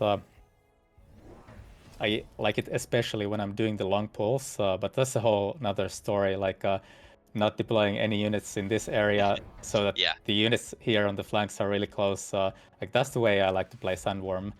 But Yeah. I think the stats matter a lot on Sandworm mirrors. And Rooster, Yeah. I know, likes to run Sandstorm, doesn't run Mech Rage, which is kind of, Right, right. it would be better to have that on a Worm mirror. Yeah, very interesting. We have a Stormcaller level, by the way. It did really well last round, and the DPS against basically all of the big units that Tungdil has could be quite big here. Looks like he's gonna win both sides, I imagine. Maybe he loses the right side. Let's see how this volley does.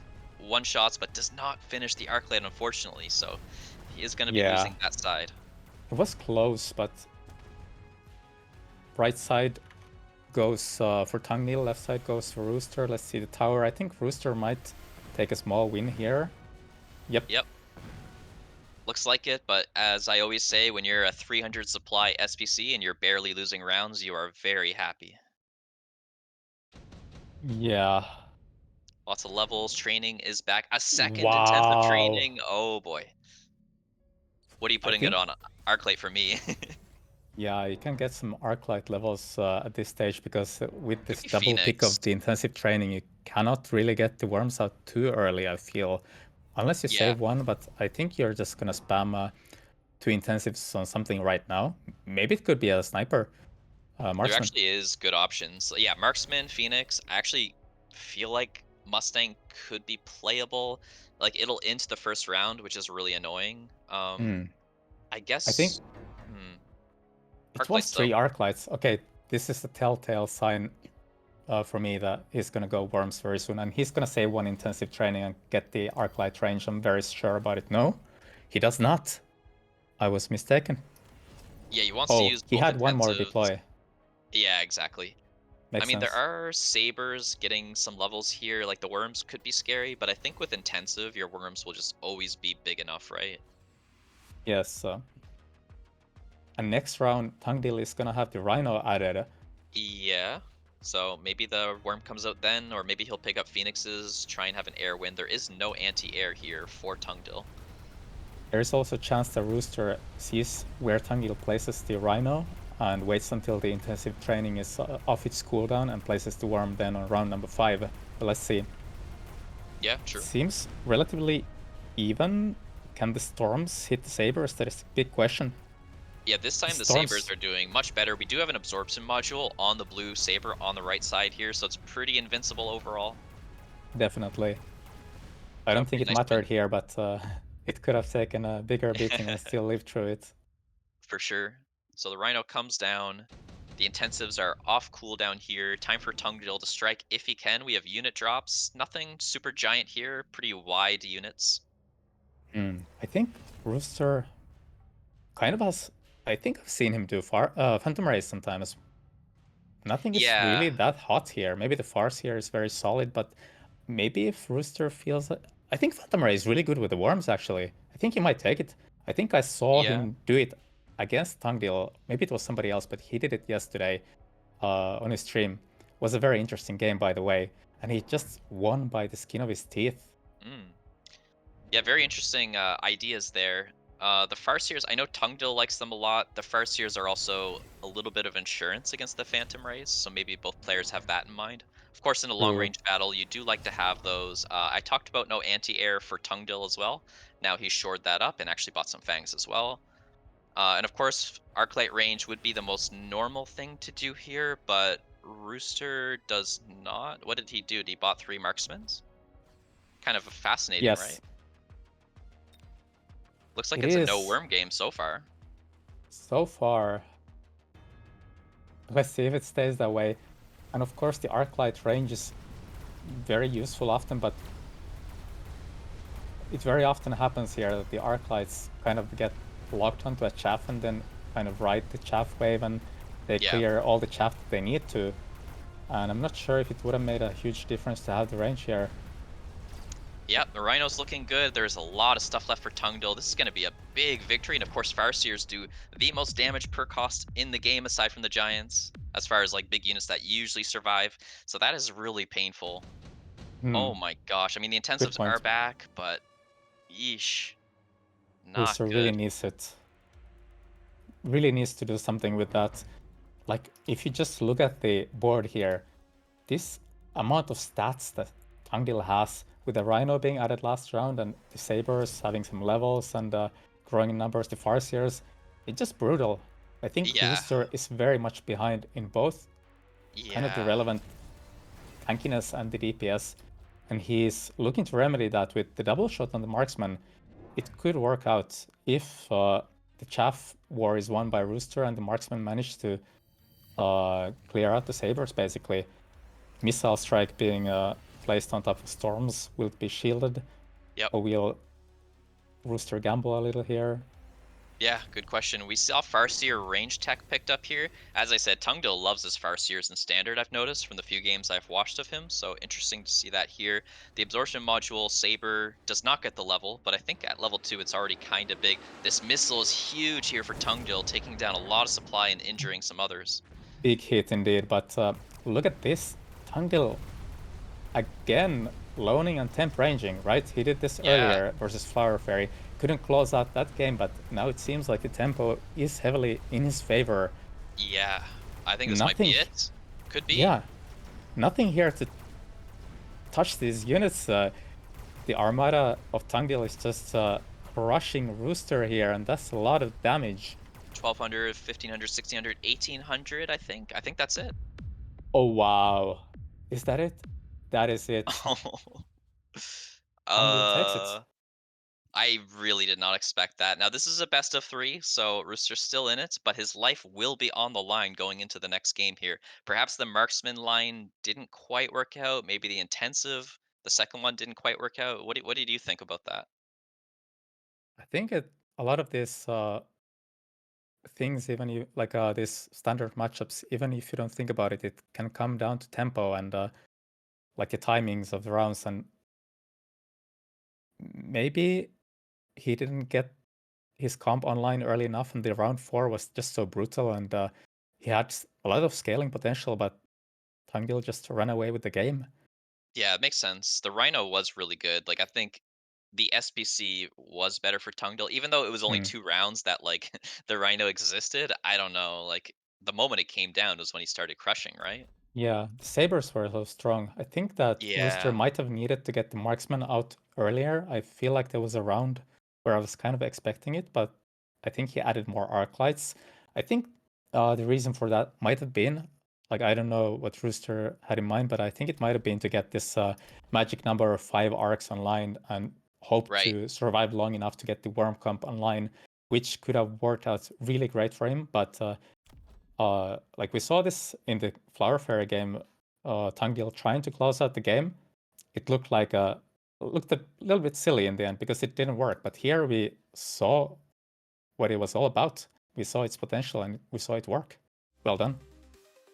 Yeah, for sure. So that was a pretty, I would say, somewhat of a standard long range battle there. The Rhino was kept, of course, but that's pretty normal. No, I mean, perhaps it comes down to the fact that the unit reinforcements didn't offer a giant, right? They're pretty standard wide units, like 3 sledges, 2 Farseers, that type of thing. The Phantom Rays were interesting, but the Yeah. players weren't interested, maybe because Farseer was just available, right? Was it 3 Phantom Rays? I think that this could have been a play, like stacking three Yeah, Phantom Rays on one side, because if you do expect the Farseers to kind of be a buffer, like a safe choice for the opponent, you kind of have to stack everything on one side and hope the Phantom Rays win there. It could have been a play, but Yeah, definitely interesting. just the first game here. I think Rooster has still fair chances to come back. Yeah, for sure. Maybe he'll switch it up to aggro this time. Obviously, Tungdill is looking very, very strong on the long range battles here. Like he looked really good against Flower Fairy as well, and I'm sure Rooster was watching that game, taking notes. Really the ball is in his court. You can play aggro on most packs these days. Like we have had patches where like players were not wanting to run aggro with say sledgehammers or with stormcallers. Now, of course, we have sabers as well. So if anything, aggro's in a pretty good spot in terms of availability. Yeah, I would agree with that. I'm kind of hoping that Rooster will win because we have higher chances of seeing that aggro in the remaining games here.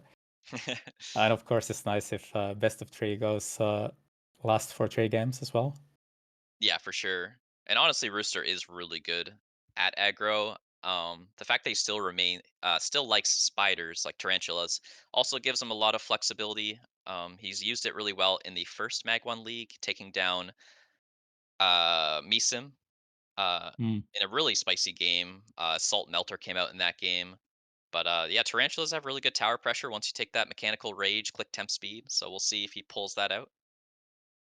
Yeah, could be the case. Although I do wonder about the accuracy of this, or is it up to date? This favorite unit being Tarantula. I don't know Yeah, it's a about the good player card, but question.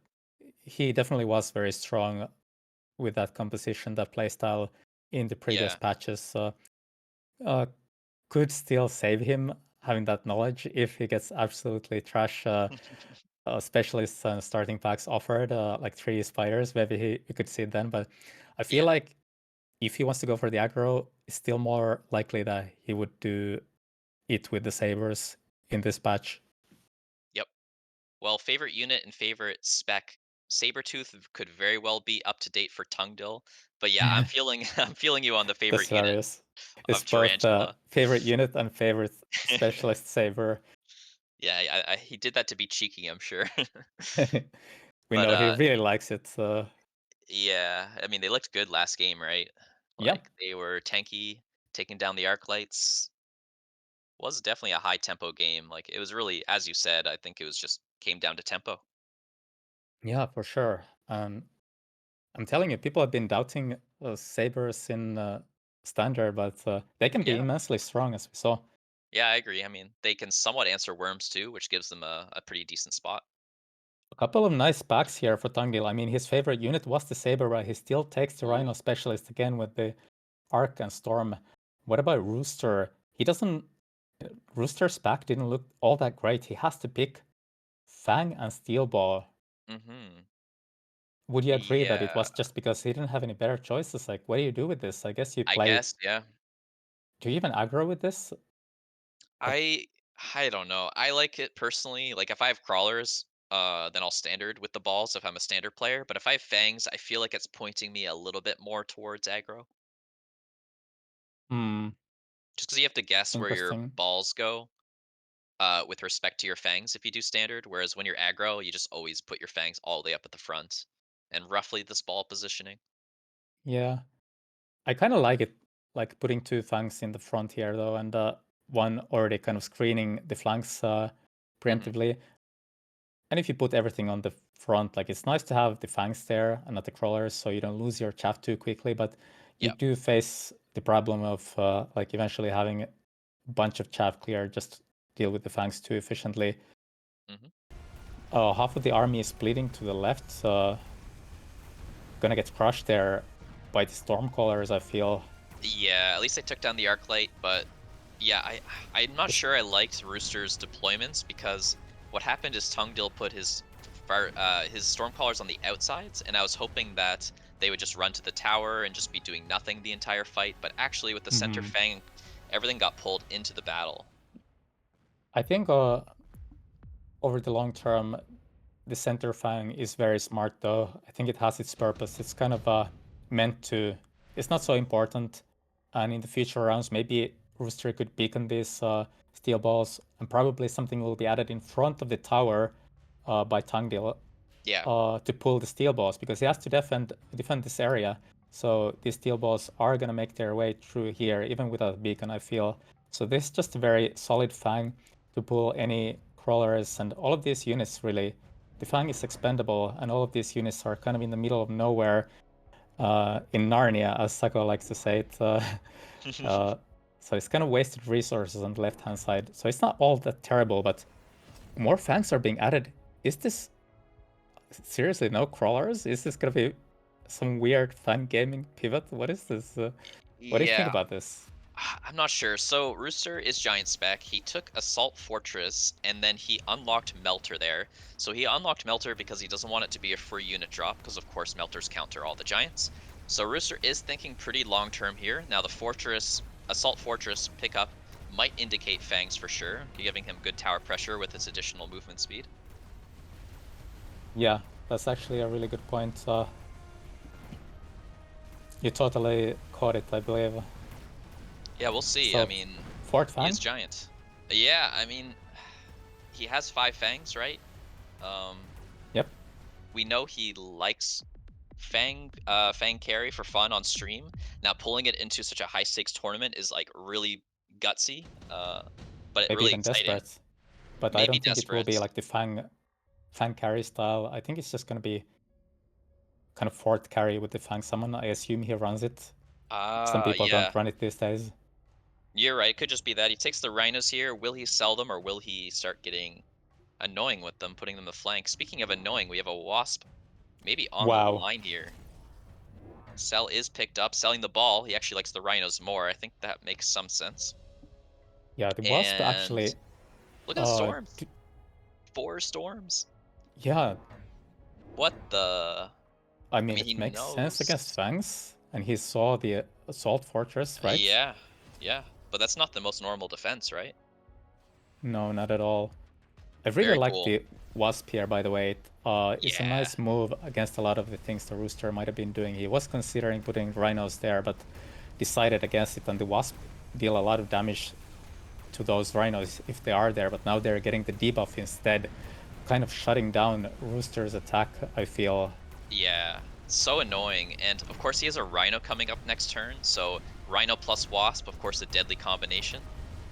Yeah, even if Rooster had added something to go with, let's say, those two Rhinos there, with the Rhino specialist getting the Rhino on run number 4 at level 2, very strong little move here by Tangdil. Very solid play, I feel. Yeah, I agree. Well, he takes down most of the units, just 4 Stormcallers here. So at least the damage is okay. He is building giants, so he's scaling pretty well. It's unfortunate that he can't do Fortress Anti-Air because there's just the one Wasp. So maybe he'll use like Sentry Missiles and Tower Fortifications and just continue on to his Fortress plan. We'll have to see. Nano Kit picked Rooster up. skips the Nano as the Fortress player, but Tangdil takes it instead. Very Yeah, interesting. guess he just And wants the money. yeah, and like you said, Rooster did unlock the Melter. Maybe that's a sign. Skipping Nano is thinking that the best way to deal with this is a Melter, to go with some Firestorms perhaps, and therefore Nano is not a good idea. Maybe that's his thinking. Oh yeah, that could definitely be true. Well, look at this Rhino play. This looks Yeah, so hard to defend.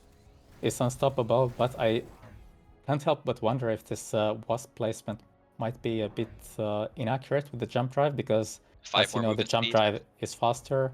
The Wasp with the jump drive is faster by 5 indeed, and it might get hit by a missile here, especially if the Rhino is slowed down. I think Rooster Yeah. purposely layered these two missiles to counter this play. Very good read. Oh, there's It two could actually save missiles. him. Yes, Oh, I could didn't actually see save that. him. That's Very well huge. played. Yeah. He just It wants to cost take him little 100, but damage. that's Yeah, important. He cannot 100%. lose this round. Yeah, tempo is really, really important right now. Not just like to survive or experience necessarily, but just to like help you get your giant carries online. Yeah, the debuff does happen eventually, but at least Force didn't take that much of damage. One of them is looking to fall to the Stormcallers level 2 here. Yeah. 3 of them up. Can they do something here? I think I would like to see like temp range every turn and then like one fortify on each tower. Um, Like, it's I don't know, maybe you gotta start defending that Rhino with a fortress. It is assault, so it's pretty good at battling. True. The Wasp Did you is mean tricky, though. did you mean tower fortifications for Rooster? I feel like that's not gonna be enough against the level 3 Wasp and the level 2 Rhino. They deal so much Yeah. damage here. I feel No, it's like you not have a lot enough, of but trouble finding good answers as Rooster here. 100%. I just like paying I think once you're past a certain round, you should, like, almost always just invest the 100 on each tower, or at least one of them. Just Yep, because there's so much uncertainty and, like, it's so little cost for so much benefit.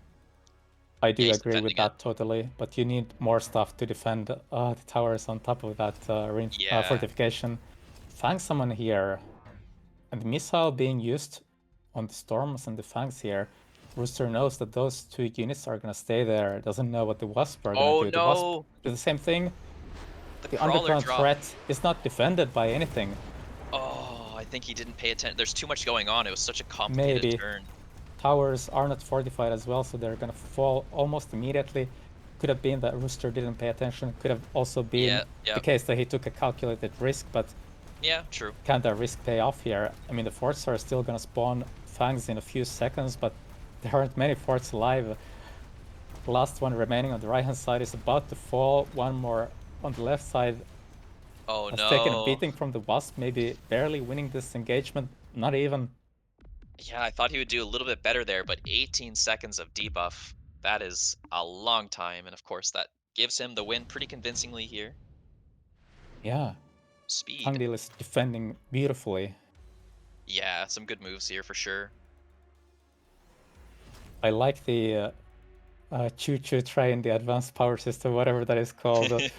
It's good with aggro, but I mean, it could be helpful here. What do you think? Can it turn things around? Things are looking a bit desperate for Rooster, I Um, feel.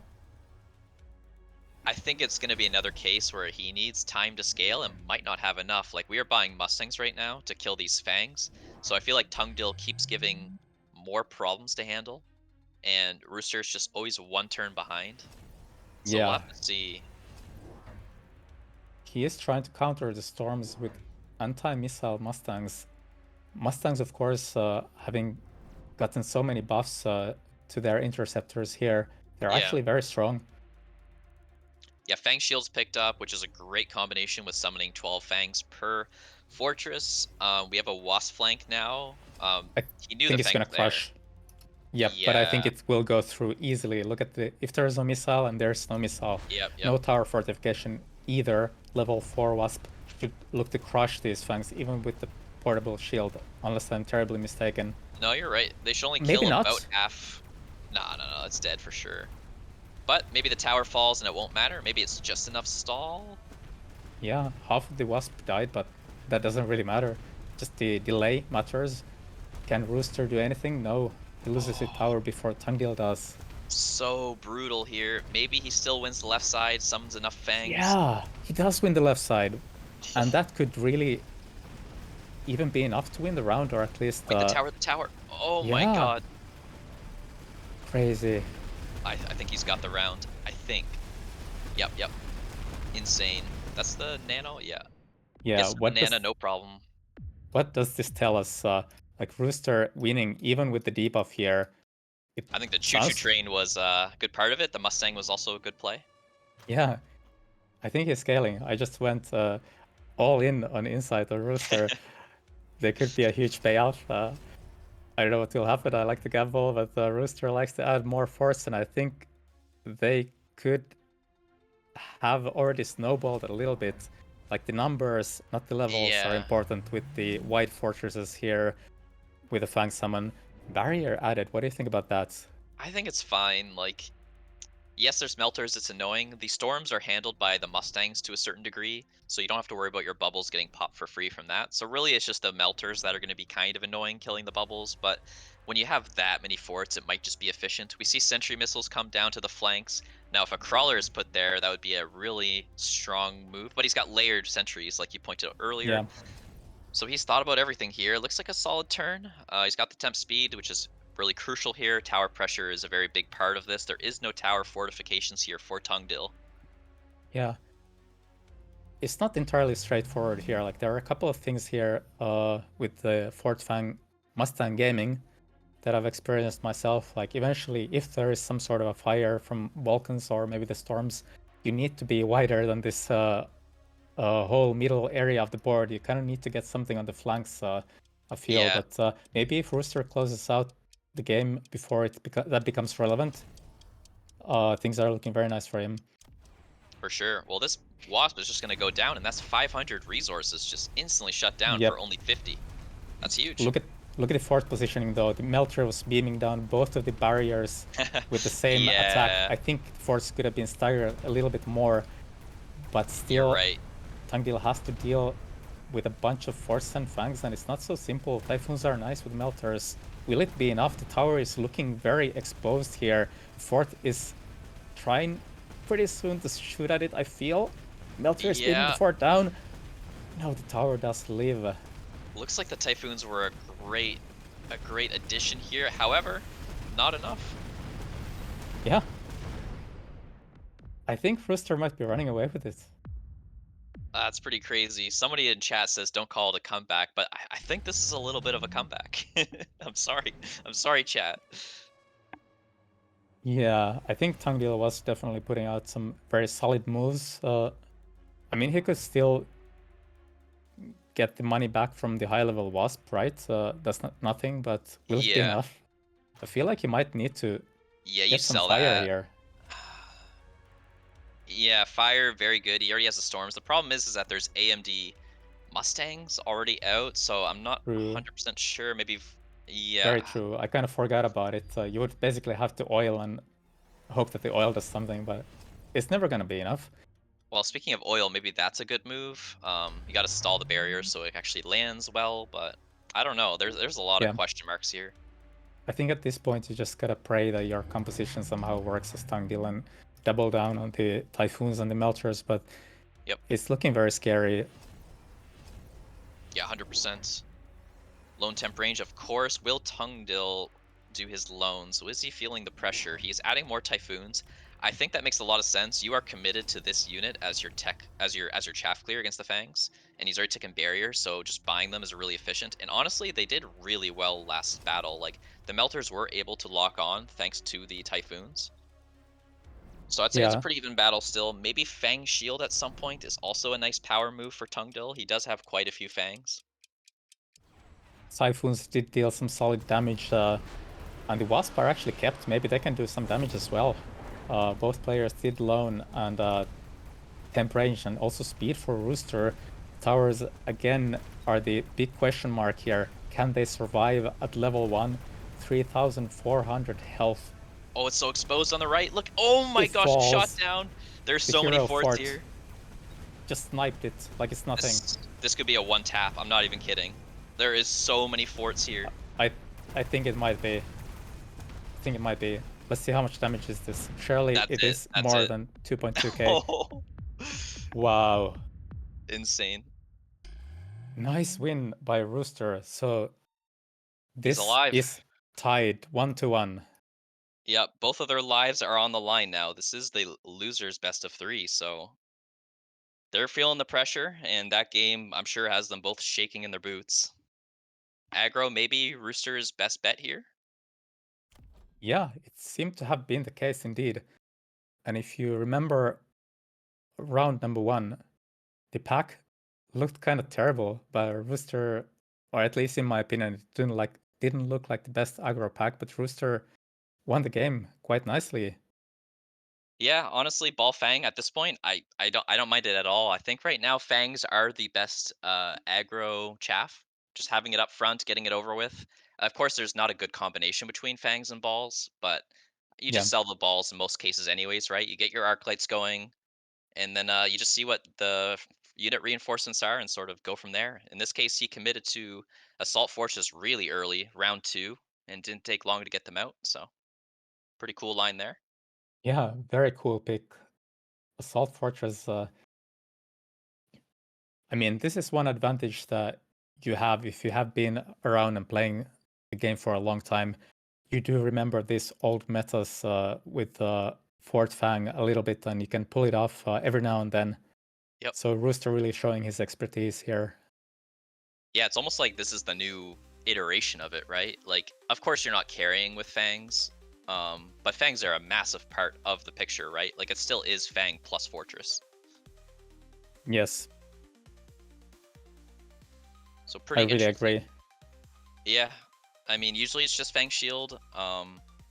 It is kind of cool that you could go any of the fang techs. Like, if they go heavy into wasps, maybe you pick up fang range instead. But when his melter's out, and arc lights, typically you're just going for the fang shield there, letting the fortresses deal with everything else. It's kind of tough to get chaff clear going, but like the power of this composition is that you just spam forts, right? They're so efficient. You Yeah, immediately summon 12 fangs, which is a huge amount, by the way.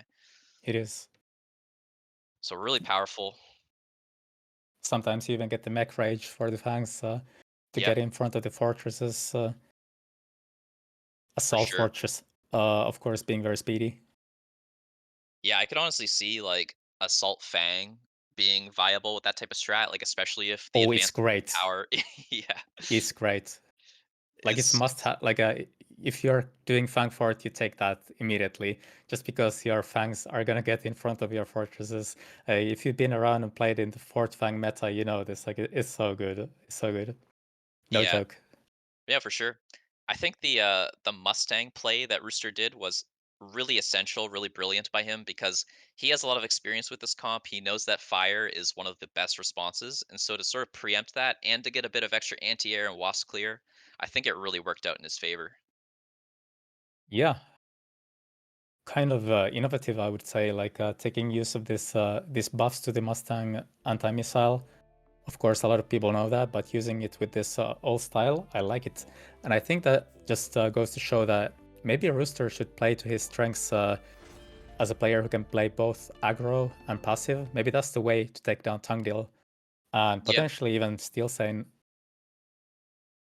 yeah, for sure.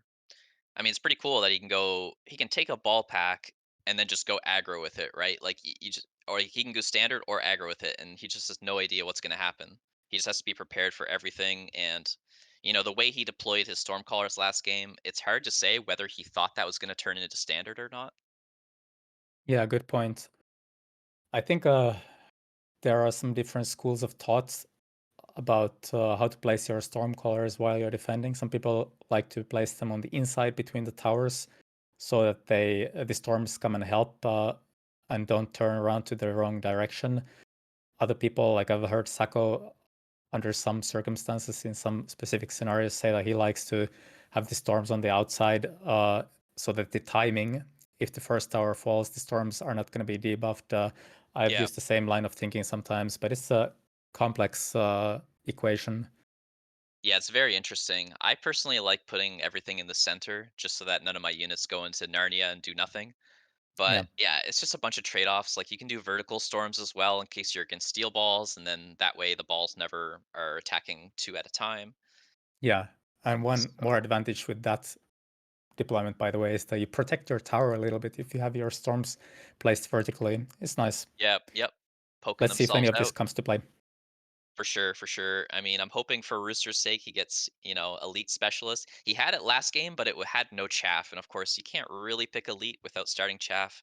You need white chaff in every game, and elite has no ability to do so for the most part.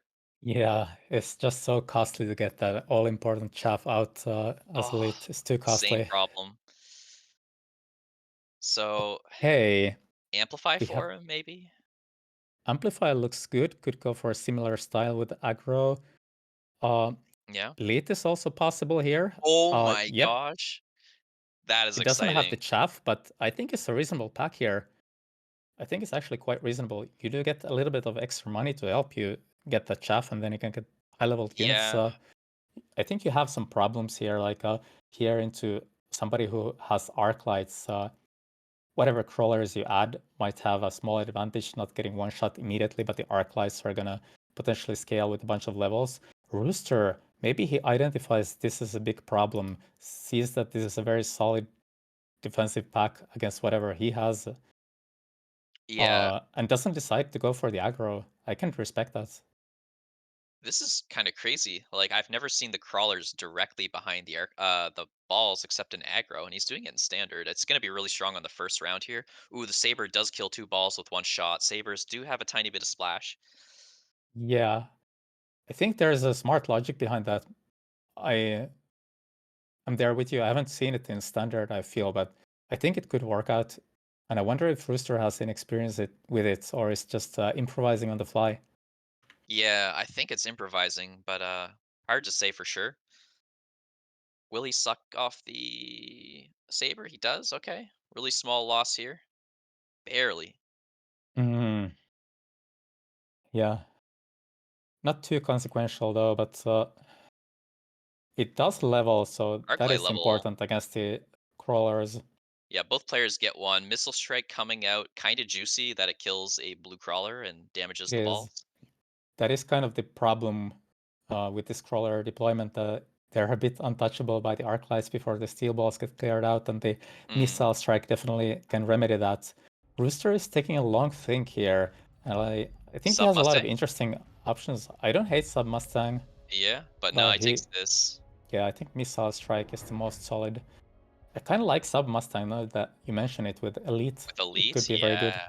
Makes your Mustangs a little bit more easy to spam. Yeah, he's got the HP to get them going. Like, he's not worried about tempo. I guess there is a Missile Strike, so, like, that's kind of annoying to have Yeah, Mustangs around with. that's very true, and you usually like to place them somewhere behind the steel balls, so hard to place them without getting missile as well. And I Mhm. like the missile placement for Tungdil here as well. It has a chance of hitting some fangs in front of the tower if it ever comes down to that, but also gonna hit all the crawlers just barely. Yep, Very yep. beautiful placement, good placement from Rooster. Just one fang Yeah. is surviving there, maybe not totally perfect, but doesn't matter a whole lot, I feel. Agreed. Yeah, both players pretty much nailed their missile strikes. Marksman coming up for Rooster. I honestly not sure I like that. Like Arclights are they're like not that much worse at single target, and then of course they chaff clear. The Marksmans I feel really didn't work out for him in his Yeah, other games, so I'm a little bit worried. I really do like it as a choice, but here there was a problem. The Arclight of Rooster got stuck on the Arclight of Tungdil, and then the Yeah. crawlers just ran in. The positioning wasn't perhaps working very well for Rooster here. Both players Yep. take the Storm colors. Kind of nice for Rooster, right? Because as Elite, you don't want to buy Stormcallers manually. So to get white ones here for Elite is like honestly chef's kiss. Like that is amazing. Very true, very true. Tungdil also going for the round 3 range on the Arclights. Uh, I remember seeing on Rooster's stream, he's been kind of joking about how common that is, and I'm sure he won't be surprised to see Tangdil do it. He does it himself as well. I mean, let's see. He has a good chunk of DPS here with the Storms and the Marksman. This time around, these Crawlers could help a lot, distracting the Storms, pulling everything in the middle, and kind of keeping the Arclight here a little bit farther back. It does connect to the crawlers. Probably it's going to turn around to look at the other crawlers. It does. So the chaff clear worked out perfectly for Rooster, and now he potentially could do a lot of damage to Tungil's units here. Yeah, looking quite a bit better. There is a blue saber that he's struggling to get all the DPS he needs. Looks like it Yeah, will go to Tungdil here, but yeah, it's looking all right overall. yeah, it was close, but that was important. Close does not cut it. You kind of Yeah, needed to win this. I think Tungil is maybe gonna snowball here. He yeah, did in the previous game with the sabers as well. exactly. Yeah, although Orbital Javelin might buy him some breathing room here, it's kind of juicy. It is juicy.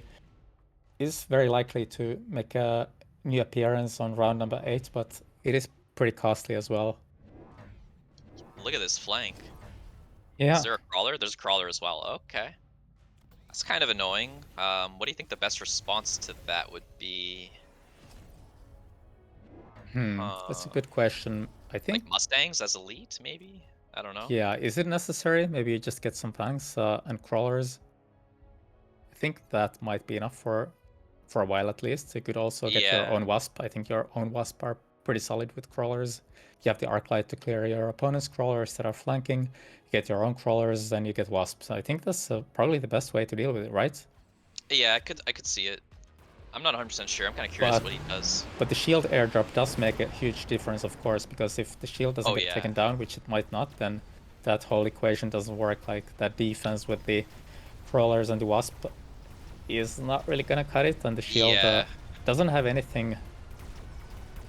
yeah. I guess Uh, the blue crawler will like yep. completely beat up the white crawler, so maybe your play still works out because you just kill the crawler so fast.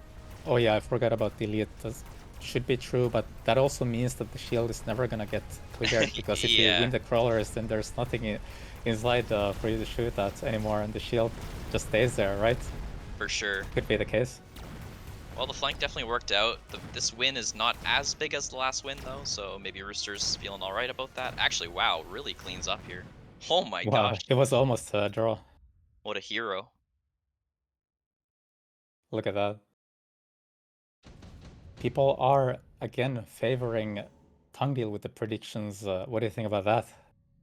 I mean, he's looking strong here. This pack, this elite pack, is, I imagine, not a very high win rate. Um, Yeah, overall, a very like sort of risky, unconventional play here from Rooster. So I certainly understand the masses not wanting to vote for him. yeah. Talking about elite, you're kind of happy about getting level 1 units here, right? Yeah, If you can again, make something work with the Badgers, and the flank seems very solid.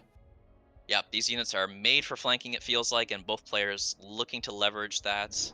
You have a lot of them, though, so some of them have to go in your main army, I would expect. Perhaps, Uh, probably, or maybe to defend this flank from Tungdeal, but we this sold is one. now, Okay. this is more tricky now, with the Badgers being added here. Yeah, I Can agree. Rooster deal with this? What do you do here? Honestly, I would say Rhino, but it's really sad because the Rhino would die to a Saber eventually. Still could And be the alright, Wasp? though. The Wasp Yeah, the Wasp would do a take a lot long of time damage to. here, yeah. Yep, yep. I don't know. Maybe you just like have a Mustang sitting inside a bubble and just say that's good enough. Hard to say. Hmm. There's the Badger there as well. I think it's very tricky, but Yeah, 100%. perhaps you try to win elsewhere. I don't know. Yep. Well, the missile is good here for Rooster, landing on Yep. the Stormcallers. Rooster does pay a lot of money on these devices that are potentially just temporary. These missiles are looking to explode here. Is his way of dealing with this for now. It's gonna connect to the Wasps, but the Wasps are split, so 4 of them live here. Gets the Pretty airdrop. tough. That's nice. Airdrop is down. Looks like he's gonna lose the round though. Not much left here. Chaff clear, a big issue here. Look how many crawlers are left. Yeah, just looks very tough for Rooster here. Yeah, he's gonna be put under some pressure here as far as tempo goes. He will be dropping to around 2,000, 2,500. Yeah, just looked like from the very start he was in trouble because of his starting pack. Perhaps he was hoping for something else from Tangdil round number 1 and decided he couldn't go aggro with this. Yeah, exactly. Well, we got some Okay, spells here. Assault Storm is cute, but nobody wants it. Going for the spells. yeah, both players take spells, but different ones. Rooster tries to barbecue everything with a fire. Tangdil wants more wasps here to attack the flank. Luckily, the shield has fallen. Yeah, Tungdil really Rooster likes can these, deal with like, this now. likes the assault cards, right? Like, he'll flank you, and then he'll take all of the, like, summoning spells he can to add even more pressure. It's a pretty cool playstyle. I think it's gonna work out pretty well for him here. Yeah, seems to be the case. I really like it that he's spicing things up in this passive versus passive games, going for a little bit of aggro or a little bit of distraction in the flanks. This is a nuisance, really. Rooster has to pay so much money every round on missiles and whatnot, and Yeah, this is takes a while to clear, really. 100%. Thankfully for him, he now can missile the flank. Look at that missile. Kills Crawler and damages, like, 2 or 3 Fire Badgers. That's Yeah, really nice. the shield airdrop will return next round, however. But if you Yeah, he didn't can know, missile in you time. can next round, he can still missile this because the units are so close to the line here. The shield airdrop takes a little while. You would have to place the units a bit farther back, actually 3 squares from the line here for the shield airdrop to work against the missiles. So it will still work next round. Rooster has that going for himself, and the fire Oh, the is fire's looking good. nice. Oh my gosh, that DPS. Even the Really crawlers handy. on the beacon mostly cleared by it. Yeah, true. Maybe starting to get a comeback here. The Wasps are also a pretty nice addition. They have range, it's committed. But it could be worthwhile here. Bubbles go down, that's a bit sad for him. Sabers are really Yeah. tanky, really annoying. Uh-oh. That might be the problem. Is there anti-air? Just some fangs left. Yeah, not gonna be enough, I feel. Yeah, No so I guess chance. Rooster gets around here. Has to be the case. Yep. So He that's nice for him. still had the Badger on the left hand side deep flank. Was selling the Badger, so let's see if he Yeah. will sell that now. Yeah, it seems like he just wants to have a solid base at home, just wants to give up all the tactics, just be Yeah. rock solid, shield everywhere. Wow. He's gonna go for Wasp Worm, right? Yeah, yeah, with elite. Yeah, Oh, Elite oh, and the oh, oh, super oh. heavy armor. A Oh, wraith? Wraith?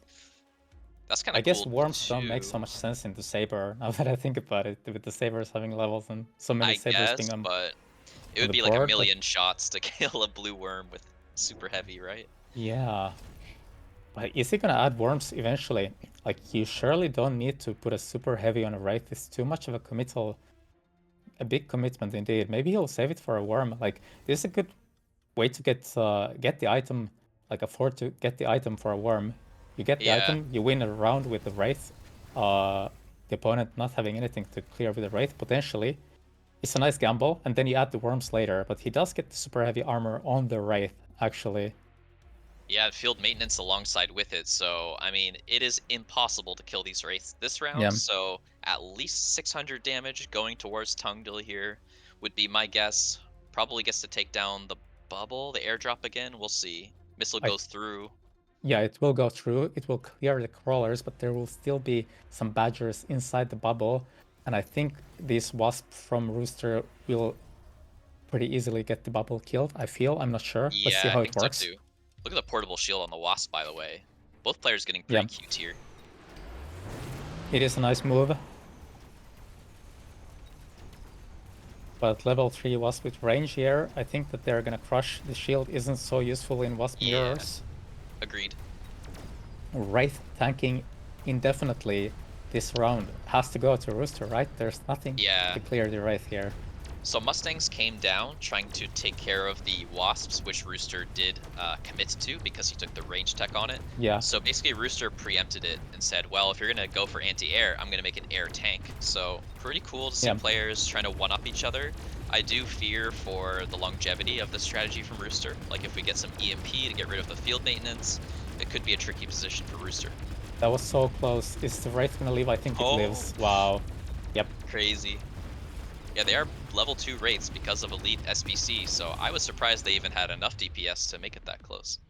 But yeah, definitely smart plan by Rooster, baiting, or not necessarily baiting, but anticipating the Mustangs as being the logical next move for his opponent, getting the Wraith, and maybe as a lead Yep. you can get a lot of worm stats or something else here Yeah, yeah. to shake things up here and preempt your opponent yet again. Let's see if that makes any sense here. I totally agree. I'd like to see the worm come out. It could be really strong here. The missile hitting this wasp, that's a It could be problem. beaconed because it's an obvious target, right? Yeah, it's the best target, right? But he has two wasps, which is annoying, but I think you got to beacon your biggest one. Oh, he But does, he if does. you look at the positioning here, it's very good. I think the missile is gonna hit some wasps regardless. I agree. Like at least 4, maybe even 6. Maybe Rooster even considers temp speed for this. I don't know, like to get the wasp out No, I as soon as agree. possible. I don't know exactly how this will work. I Maybe agree. maybe a Do you couple of think the wasps get hit. do you think he beaconed far enough? Yeah, I think so. Like the Okay. distance shouldn't matter that much. I think the wasp are gonna end up somewhere over here Yep. in the Ooh. center point of the other circle here. So let's talk about the anti-air situation. So Tungdil went into blue marksmans, right? He paid the 100 to elite the marksmans as level 2, took the anti-air tech, so they are going to deal almost 10,000 damage per shot. Yep. The level 3 Wraith with super heavy though has 130k HP. That's insane. That's healing like 5,000 per second. Yeah, I'm surprised this third marksman was added to the mill, kind of in the middle of nowhere. as I like to call it, and not in front of this tower and in front of the big wraith, because you probably do need 2 marksmen. Is that even enough? Yep. Oh, a lot of things are happening at once. So Yep. Rooster, with his missile strike, took care of a blue Mustang thanks to the tactic of his flank. Half of the wasps were killed from the missile strike of Tungdil. Wraiths are looking unstoppable, I think. Yeah, I think they Or at might least be. this one. The marksmen didn't start shooting yet, so when they do connect, if they do, let's see how the damage goes. Yeah. And if the worm is followed up here, I think Rooster's got a chance. But for now, tower goes down. I don't think he can kill the Wraith even through it, though. I think if all 3 marksmen shoot at it, it will fall. I think barely. Yeah, you're right. It does But he barely kills seem to one. fall. Yeah, okay, Okay, then okay. this is gonna run away with a run again. Could Doesn't be even level, leveling. or does it? Doesn't? Yeah, it doesn't seem to. Kind of Guess close, not. getting there. Yep, yep. Very close, in fact, but Yep, I mean, yep. it is already getting countered, so maybe you don't care too much about that. Yeah, like it could be an important part of his army, depends on how he builds it. Tungdil goes for additional deployment, which I think makes sense. He's going pretty wide here. I think Rooster wants to go tall. He is elite specialist. He has 2,000 money to play with here. What the heck? Could have afforded some extra deploys here, but I mean, you can, like you said, you can easily spend your money as elite. Yeah, like I want to see the worm. What do you think? Do you think the worms are good? Is there a better unit than worms here? And you just play this long-range game and, I don't know, remember to have enough chaff clear chaff and build wasp and get elite on them. I mean, worms are kind of nice, but aerial. Wait, what? Misclick or a guess. Either he guessed the opponent would go air or he misclicked. And I really hope it's not a misclick, because that would be sad. I really hope so too, but it does seem like his opponent didn't go for air. Yep. But that's Yeah, I pretty tough. yeah. Huh. Like he wanted elite marksman, in my opinion. I think that would be like the best click that he could have Yeah, done. I think it would have So, been the best and click in it's any case. neighboring that tech, right? So there is it's not like it was 2 techs away from mouse position. So perhaps a misclick, we do not know. We can ask him perhaps in an interview after. Yeah, But I think he's still in the game. He's got the worms finally. He's got the WWW composition. he does have it. But will it give a W? Oh my god. That's a good question. We are about to find out. I don't know the answer, but I definitely mean, seems like the it's aerial cannot work in his favor in any way, so it's a bit tough. yeah. First Wraith is Oh, falling almost immediately. those sabers deal so much damage. The Yeah, oil's really good though. I do like the oil. He's got no tower fortifications, so a little bit exposed here. Wraith yep. taking serious damage. Gonna fall pretty quickly here, I feel. Maybe if he had clicked delete, this round Oh might have looked no. different. How much And damage that's a is lot of that? damage. It's gonna be close, I think. Is it? Oh Oh no, that was no, it. Rooster. That's Rooster Rooster out has of the been tournament. eliminated. Oh man, he had such a nice run today. The Yeah. fort game was super exciting, and the like. I mean, this game was really exciting too. He took a lot of risks. Yeah, I wonder if it was indeed a guess or a misclick with the aerial. Yeah, Curious to no. hear about that later. I'm sure he'll mention that on his stream. It might have been the second big misclick of the tournament, actually, because I had one in my game versus Shark Hunter, For or Shark sure. Hunter had it rather. But that's a tough way to go. Well done by Tungdil anyway. He's moving on to face Steel Sane to try to get out of this group.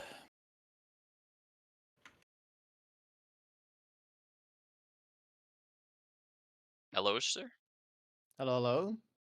Unfortunate run for you there. You gave us some really exciting games. I just have to immediately ask: was the anti-air on Wasp a misclick? No, it wasn't. Where's my undo button, man? Oh my Oh, god. I mean, I'm not sure if it would have made a difference, to be fair, but I wanted ground spec, but for some reason I clicked AA, which is not even next to it. So, yeah, I mean, I can only blame myself for that one. I think this game was winnable, but I also forgot to use my mobile beacon, so the oil never ignited. Mm, I should mm. have. I wanted to beacon the. So yeah, I know. Last round was just a disaster all around. Like air spec should have been ground spec, and the beacon should have been used for the crawlers, which was my plan. But I don't know. I clicked end deployment too early. But it was a tough. I mean, I lost so much. Yeah, I probably would have at least survived because I think this game was winnable. I needed one more turn to get like 2 more worms in the middle, and then I think I could have stabilized. But man, Sabretooth are so unkillable early game. It's unreal. Like this was the same in the first game. Like I just didn't know what to do because marksman are just not enough as soon as it levels, and I don't think you can realistically play Melter in standard because he's just gonna spam marksman arc, and that's winning into Melter. So yeah, I don't know. I was kind of struggling with the sabers in those 2 games. Yeah, for Yeah, sure. do you think that they're gonna be a bigger thing in standard meta? Yeah, might be. I always thought that they wouldn't be that good, but they're just unkillable. That's the problem. I still don't think that they should be good in standard because obviously it's a 150 range, like single target, so it should get outranged, but it just like it's way too tanky to kill. Like marksman is the only single target DPS you can reasonably afford in the early game, and that just can't kill Sabretooth, and it often just levels instantly or like by round 3. So yeah, it's tough to find something that will kill. I think game 1, like I could have gone for more Stormcallers maybe. That was a play, and then hope that eventually I get there with like double shot marksman. But I think the problem always remains that any other thing you'd buy, like Phoenix or Melter, should lose to his backline comp, which is just arc plus something. Mm. Well, very exciting games. The Assault Fortress game was really, really cool. I love the triple Mustang to get your anti missile. I mean, 4 storms from the opponent. That's not super normal. Maybe he had fire in mind pretty early. Yeah, that was what I was expecting, so that's why I went for the Mustangs with intercept. But yeah, I mean that's just Fang Spawn Fort being Fang Spawn Fort. Like, like Yeah, it was it's nice though. just Yeah, it was very well played. Yeah, I like Uh, that one.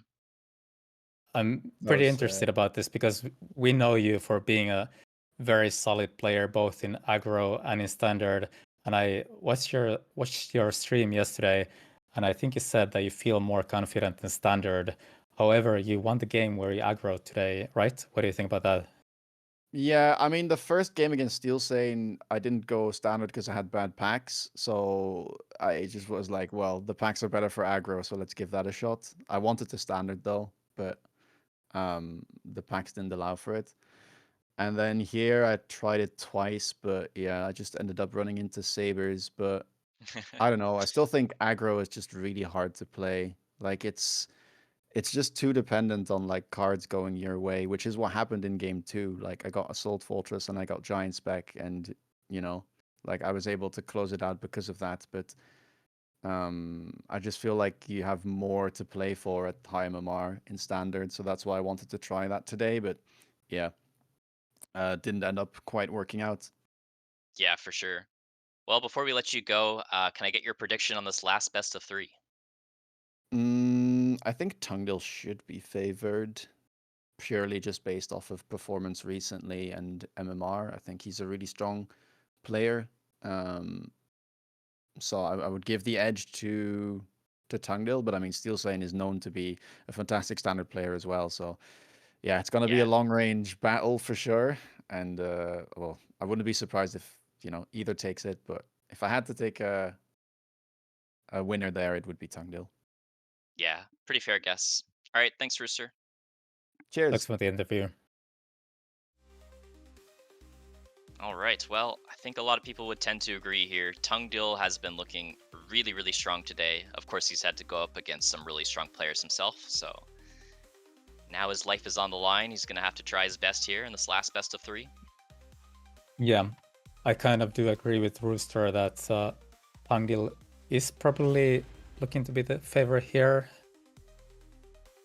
Yeah, I mean, honestly, he's one of the strongest players to emerge. Like everybody knows he's been good for a long time, but with how long his break it is pretty refreshing to see somebody sort of like easily get to top 10, maintain a really good MMR. He's put on a pretty good showing today. I'd love to see him advance and kind of be like a staple to the esports community. Yeah, absolutely. He seems to be very talented indeed and very adaptive, like we talked Yep. about earlier. but we need to see him do some aggro. Come on, man. We need everybody to play 2 styles. Yeah, You can I play both mean, styles for sure. I've seen you pull up both. yeah, and I don't know why is it the case, but I kind of feel the same as Rooster does, that I am more and more confident with passive gameplay rather than aggressive. Yeah. Yeah, I'm more of a one-trick pony, so I really shouldn't be talking. I just love aggro so much. It's definitely more of, like, a fun thing for me, like, I'm not terrible at standard, definitely not super experienced, though, but I do think both are solid overall. I think in tournaments, aggro has been fairly successful, like, I personally haven't been, keeping track or anything like that, maybe that's something good for us to do in the future, um, but I feel like aggro's done pretty well, like, Sako's made pretty good use of it, Apuchi as well. Yeah, for sure. I believe when Sako won the last season, he had one game aggro, 2 games passive. He Yeah. mixes both in a little bit. Right, game is getting ready, Yeah, stakes I'm are excited. high. Yeah, for sure. Life is on the line. Players want to get into this round of 8.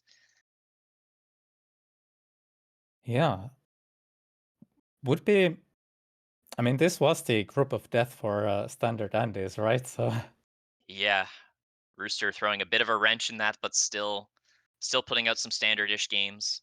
yeah, Um, yeah, I mean, just Flower Fairy, of course, might be like the quintessential best standard player in the world. Maybe I'm not sure. I mean, there's other good players, of course, but yeah. he's definitely People, up there. yeah, people definitely seem to think that. I feel like I don't have enough data. It's a bit of a mystery to me. Has had Hmm. some good performance, but not like absolutely dominating the way you would imagine based on his MMR. He has been dominating the MMR more often than not, like sitting at rank number 1 very frequently. But Yep, yep, for sure. we'll see what he does in the playoffs. Yeah, Ferry himself has said that he prefers the long range battles more than defense. So a player like Sako can be pretty deadly against him because Sako can pull out that aggro. Although I will say Ferry has done pretty well on defense. Like I don't think he's any slouch. That's just his personal like interpretation upon himself. Yeah, he's just solid or all around. But in this game, I feel we don't have to worry about any sort of defense. Steel Sane versus Tangdil. I think we both know what it's going to be. Although Tangdil has been mixing in these little pokes on the flanks, which is very interesting to me. Yeah, yeah, I actually really enjoy that play style. Like taking redeploy in standard, which he did earlier, was really, really cool. And it did look good. Honestly, it just the game fell away from him. But we do got the packs here. Um, I always Yeah, enjoy Missile in these standard battles, but I don't know. People have really fallen out of favor of Missile spec, huh? I think it's very great. I think it's very solid. Steel Sane, I think, is going to be Missile or Rhino just because they have sledges. And Tangdil goes for the. Oh, Oh, you're wow. wrong. Yeah, Well, I Quick was Supply is so pretty good. wrong. If he Maybe does it's, aggro, oh my gosh, I'll eat no, my no. hat. I think he was just watching Tangdil's games and has caught on. He's probably has experimented with as well, like Saber's impassive. I mean, I have seen Steel do aggro, but that's once in a blue moon, or however Yeah, you yeah, call it. yeah, for sure. Well, we got a standard match as expected here. Typhoon Specialist against Quick Supply, so maybe a little bit better of a supply of an SBC long term here for Tungdil, but certainly a pretty close matchup here. Yeah, I think uh, I think it's very even. For I sure, mean, yeah. sometimes the storms can be favored against sabers, but not always. Mm, Positioning is also interesting. It's very solid, but you can see that the Saber is a little bit on the inside and the Storm is on the outside. I think you would be happier uh, having the Storms directly in front of the Sabers. Maybe that was calculated by Steel Sane here. yeah, that is pretty interesting for sure. Also, not a lot of HPs that they're working with here. So if this does turn into a giant game, it could be a short one. We have seen some short standard games today. Yeah, for sure. It's kind of a not too low, but Not the highest either. Tangdale Yeah, for has sure. 4k, 100 over Steel Saiyan. Yeah, certainly a big difference than the 5400 HP that Rooster had last game Yeah, that was or 2 wild. games ago. Early drops. Well, Early Sledgehammer, drops indeed. Steel Steel gonna take Sledgehammer? Question mark. Mark mine is very strong for Tangdil. It's kind of okay for Steel as well. I wouldn't be surprised, but because he already has the Saber, it is a bit iffy. But Yeah. it still makes sense to some degree. I don't know. We've seen a lot of stuff. We've even seen a lot of Phoenix from Steel Saiyan as well, but he does go for the marksman. Like you Yeah. do need that long range carry for this sort of long range games, right? Makes sense, yeah. Like you can't rely upon the saber teeth for your permanent like single target damage. You do need something with a bit longer range, because the longer this goes, the more it does turn into these long range units being dominant. And in fact, we Yeah, got Stormcallers, so yeah, really filling out his long term board here. yeah, very diverse board. I kind of like it. Yep. Just lacking a little bit of chaff, but I think it makes a lot of sense to just add it next round. Yeah. Stormcallers are matching Tangdil's Stormcallers here. I kind of like it. Yeah, I agree. Yeah, both players with like 3 chaff, not much to speak of so far. Perhaps that is better for the Sabertooth player for now, and it does look like they're doing really well here. Just not enough chaff to keep it busy, Hmm. right? Yeah, one Saber alive here, looking very strong for Steel Saiyan, right? So many units alive, considering this is just run number 2. For sure, but we will get the Typhoon coming down for free here for Tungdil, so perhaps he can use that tempo to come back. I don't know about that. I think you have to sell it. Like Typhoon is not so good here, I feel, or Yeah, I you think it sell it. struggles against the Saber, right? I'm selling it for sure, yeah, but, you know, the 200 Unless money's nice. you remember what Tangdil has been doing, putting stuff on the flanks. Here we see the deployment module. Maybe he could try to. Then again, like if you look at the flanks, they are pretty well defended here by storms, so it doesn't make any Yeah, sense. it's a good point, though, but yeah, I think I hope he sells it because I don't think it's good in Standard. 2 premium spells were offered there, Yeah, Underground, Crawler's but he Drop, skips. and Oil, but he skips, yeah. Really interesting. Maybe he needs the money for a specific turn he has planned here. Arc lights and arc light range and a crawler in the back. Yeah, Hopefully enough defense there. he's floating 50, which is just the cost of the deployment module, the skip cost rather. Yeah. Could have picked that up, but I wonder if it was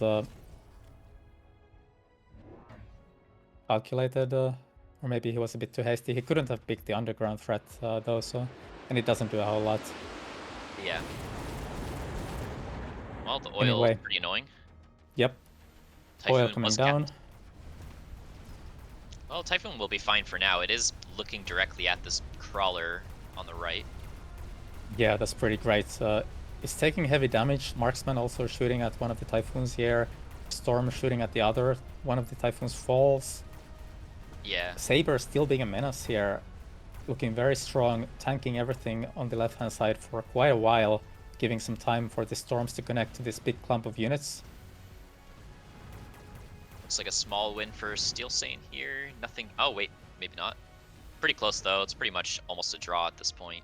Yeah, maybe there was some RNG involved there. Or I'm sure there was. Yeah. I mean, is there a world where one storm could beat two? I think it's like technically possible, but Yeah, yeah. not a very big win. Nope. But nice, considering that there was the oil. The oil didn't do that much. I guess it's kind Yeah, of can actually be a detriment. It it could can be. Yeah. like sometimes give light chaff. Could be useful if it could have been ignited now somehow, but Yep. doesn't seem to be the case. It's gonna return a bit later, of course, Yep. and you could combo it with the tower oil as well. It was the card oil. Yeah, exactly. So he's got that big ace up his sleeve and enhancement module picked for him. That's kind of cool because it's not going to pay off in the short term, but having that around could be quite big. We'll have to see. Of course, the intensive training spell could come down, give him a bunch of free economic benefit. Yeah. I mean, considering this is round number 4, by the way, Tungdil doesn't have all that much HP. Mm-hmm. Sentry here, pretty good. Kills 2 storms, 1 marksman, damages the blue arclight. Yeah. Arclight I range think, now here for Steel Saint. yep, for both players, in fact, would be kind of surprising to not Yeah, see Tungdil it. took it round 3 though, so Yep, Steel Saint equalizing it. true. Looking good for Steel Saint, I think. Maybe. Yeah, kind of even. Right-hand side, I feel like the oil is now doing something. Yeah, I agree. It's interesting, right? Seems more helpful than last round. Sniper taking down the tower though. Still pretty close. Yep, another win, and that's around 2k health remaining for Tungdil. Yeah, now he's actually getting low. That's around Yeah, half HP. I think the Steel Saint likes this, Ooh. likes putting pressure in standard Storm spells and level. missiles. Yeah, I agree. The enhancement module now has pretty much paid off. That's huge. And there is a giant, but I don't know. I don't I don't Giant is think you'd want it. expensive. Yeah, he just goes for Tungdil goes for sledges. That's pretty solid, I guess. I think all of these choices are actually kind of playable. I mean, maybe not the Wraith. Yeah, maybe not the Wraith, but yeah, I agree. Kind of decent choices there. I think the Raiden was pickable, but It's just 200. Sure, you could get some experience with the Stonk module, as Steel saying here later on, but he likes the sledges, not surprised. Sledges here placed very far back. It's like a semi-late wave of medium chaff, it seems to be. Yeah, you don't take it, it doesn't have yeah. any range to do any chaff clear whatsoever, but Yeah, really interesting position. I guess he like if you put it too far up, maybe it just dies to like the blue arc lights or something, or I don't know. You just want some yeah. safe. One thing that it could actually do, maybe I take my words back, sometimes if the arc lights get stuck on something else, the sledges could Yeah. clear those chaff that the arcs cannot in that circumstance. Yeah, for sure. Just want to make sure that you kill the crawlers, basically. Will work out. No arc lights are stuck yet, but either way, having them late is not the worst. Yeah, Bunch of marksmans now. looks better for Tungdil than it did last round, I feel, but kind of even, but Tungdil seems to be striking back, right? I A lot think of chaff so. alive. Yeah, these late fangs are pesky. Like they're just not easy to handle in standard, right? Like there's not a super strong, always consistent answer. Yeah, I feel that's a thing that a lot of newer players don't really understand, that these standard long-range fights are all about the late chaff, the late fangs. Yeah. It's one of the most important things in this sort of board. And Yeah, you they're so see, cheap for how good they are. yeah. And Tungdil does have, am I saying this right, 4 packs of fangs versus 2 packs of Steel Sane. And Yep. just goes to show, late fangs are good. Yeah, exactly. They can just hold things up for so long, protecting your squishy, basically carries in the back. So curious to see what the next steps are. Fang Shield doubling down on that big advantage that he has. Maybe that will prompt fire out from Steel Sane. He did pick up a 3rd Stormcaller now. Yeah. Do you think it could be an overcommittal? Ooh, range on storms. I don't think so. Fang Shield is just like good in general eventually. Just keep making late ones if they aren't doing well. Maybe it's early, but I think it'll be alright. The range on storms could perhaps help a little, but it doesn't It's stop the questionable. late chaff from, still Yeah. surviving and arriving late. That's the whole idea, putting your chaff in waves. So let's see if the storms with their range can pay off here. I'm really not a fan. I think it's good if like the chaff is being completely cleared and then you end up in a long range battle at the end. But that's not been happening. There's been chaff left. Like you can see there is a collapse occurring right now. And in fact, lone temp range, temp speed here for Tungdil, so that's why he's collapsing so hard. And look at the benefit. Crushing round. Yep. We did see Steel Sane get oil on an earlier round, put a missile, Tangil also knows the tricks of tempo and standard, it seems, and temporary benefits to get the win in the end. For sure. Got a bunch of spells here. That's a lot of access to oil and fire here. Steel Thane is Wow. going to connect them. Yes, he connects them. So we've got a long line of fire here. There are other spells available, but Tungdil wants improved Wasp. He's diversifying. That is incredibly spicy.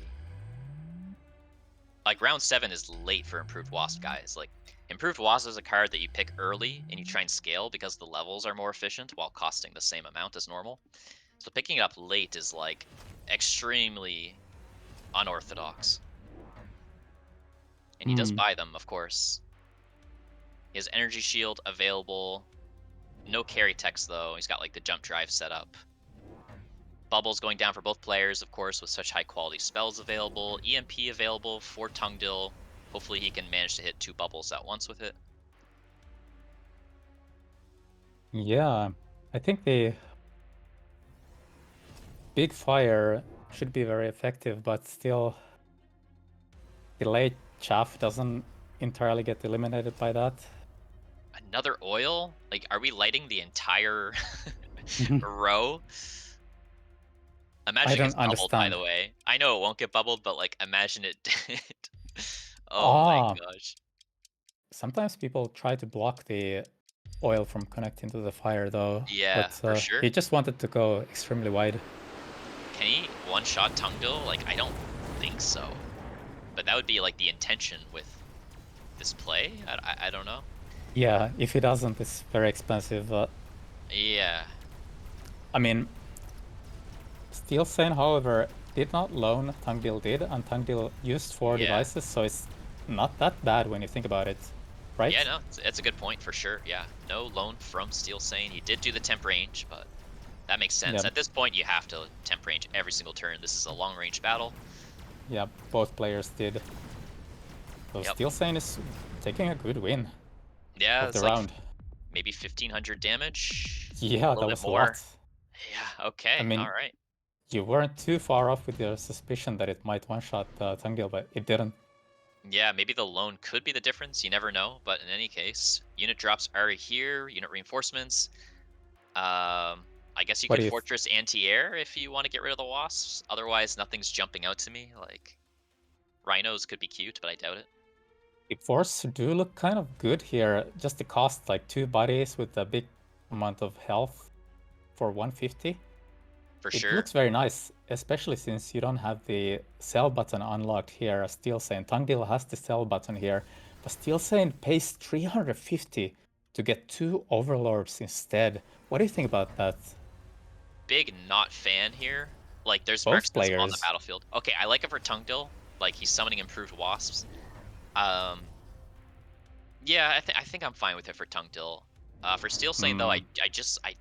I don't know. Like, Fortress Anti-Air might have been better, or even, like, selling something and just getting, like, Mustangs or something. Like, you know you're against improved wasp, or getting fire to handle the Fang shields. Like, there was a lot of options here, and I don't think boats were it for Steel Saint. Yeah, it doesn't look too good here. I mean, this is also very cutesy play. Improved Wasp, you get better Wasp for the save cost, but I don't know. Yeah. I'm not entirely convinced here. No, I'm with you, but I think it's better for Tungdil than it was for Steel Saint. Yes, yes. Like, they protect you against the fort anti-air as well, right? Because he placed them very far forward, and he's got the Yes. portable shield on it. There's some anti-missile devices, 3 anti-missile devices, in fact, and fire from Steel Saint's side. Yeah, Interesting. definitely, yeah. The wasps, though, look pretty untouched, I would say. Like, they are looking really good. Boat is going to connect on boat here, I believe. Yes. And Down both goes the wins. boats.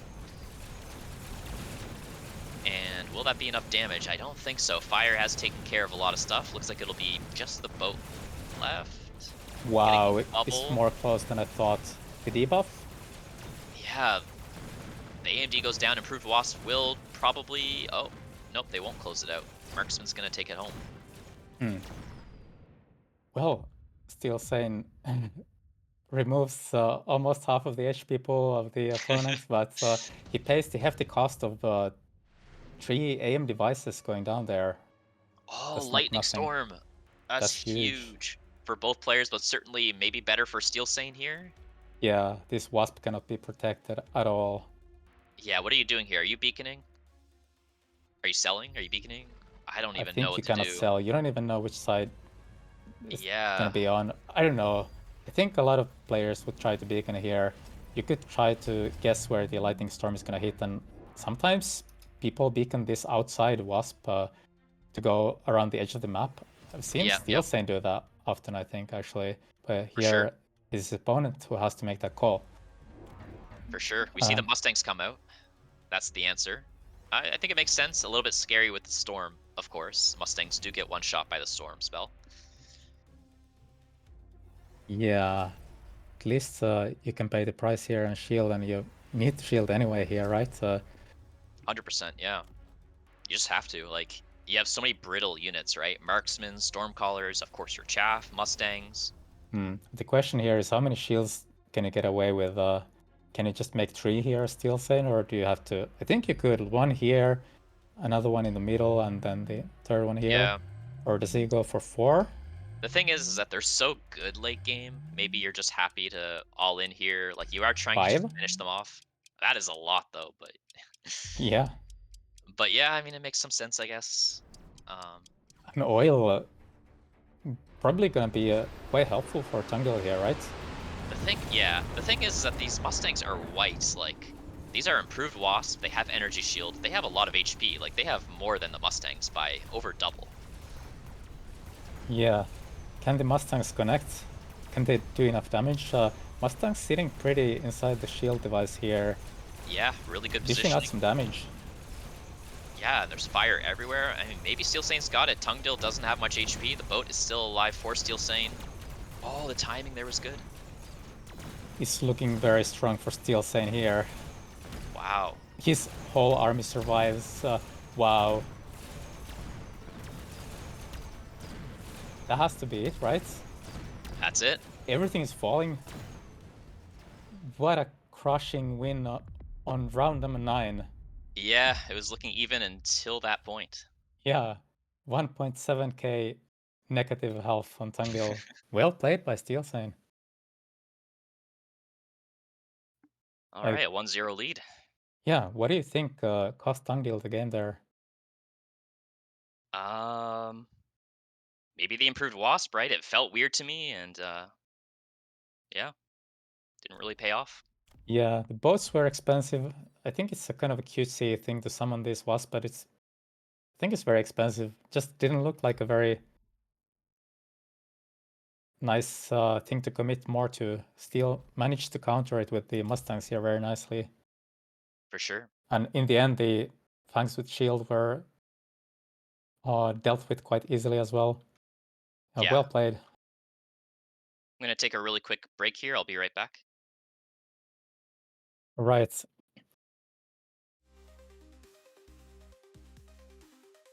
We are just gonna get ready to jump into the next game in the meanwhile. And I have to admit I was expecting it to go the other way, but Steel Sane, you know, perhaps proving the doubters wrong here. It's gonna be interesting seeing if Tungil can punch back and equalize the series here. We're gonna have to find out as we load into the games here.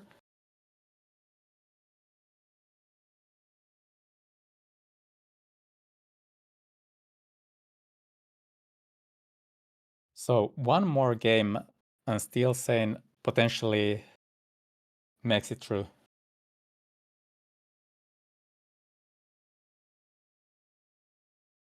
Must be feeling very eager. I think at this point both players must be feeling a little bit nervous here. Steel Sane a little bit less so perhaps, or who knows.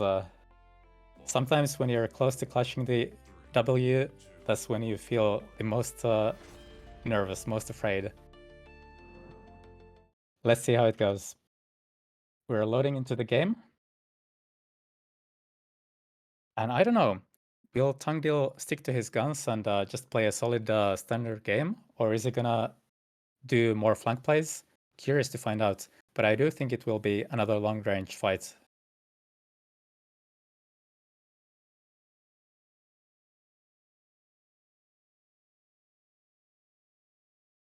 Hmm. And game is about to start pretty soon. I think it was fairly even. But I think Tangdil just has to come up with a better plan. Steel Sane was more solid than we thought. All right, I am back. So still saying with a 1-0 lead into this best of 3. Little bit of an upset there, perhaps a bit of a risky play there from Tungdil at the end. Yeah. I mean, now statistically, if you have won the first game of a best of 3, you're probably very likely to take the whole series. But I wouldn't be surprised if Tangdil at least wins one game here. It could go either way. Yeah, no, I'm with you. It's kind of anybody's series at this point. Like a reverse sweep would not surprise me, but also as you said, like statistically having that first win is huge and it's probably really good for your mental as well. Yeah. Although I was saying while you were on your break that sometimes you might feel very nervous when you're getting really close to winning. Yeah, that's true. That's true. Finishing is not easy in a best of 3 in such a high stakes game here, so Right. So we have our nerves will be starting important. packs. Quick supply with the sabers. Again, picked by Tangdil, sticking to his guns in terms of taking his uh, self-proclaimed favorite unit. Yep, yep. Makes sense. I mean, it's been doing good overall today. I think Tungdil kind of had that game in a good spot before the improved wasp, maybe. Of course, like Lightning Storm was not what he wanted to see, so we do have to keep that in mind. Looks like he's going for the same sort of formation here with the Fang in between the Arclight and the Sledge on the wings. Yeah, I kind of like it.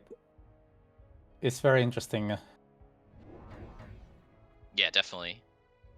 And just a very standard Steel Sane board. I mean, this was like what every game looked like back in the day. Yeah, very classic Steel Sane style indeed. And I mean, Steel Sane also was a saber-tooth specialist, so he's gonna get one of his own as well. But Tangdil has been looking very strong with the sabers. Yeah, Marksman gonna connect to the Arclight, so perhaps the positioning wasn't perfect, but what could you do there as Tangdil? yeah, for sure. Hard to protect every single Arclight here. There's not a lot of chaff on the board yet. Sabers are just so tanky, though. I'm not sure. I guess he might take down the one on the right, and that might be about it. Yep. Yeah, I do tend to say that round one is not that consequential all that often, but the experience does matter a lot in a situation like this, right? Yeah, You're looking to get some edge over your opponent, and the experience is that edge very often. pretty much, yeah. Like, there's some units that care, and some patches it matters more than others. I think, like, Arclights are really using their levels well.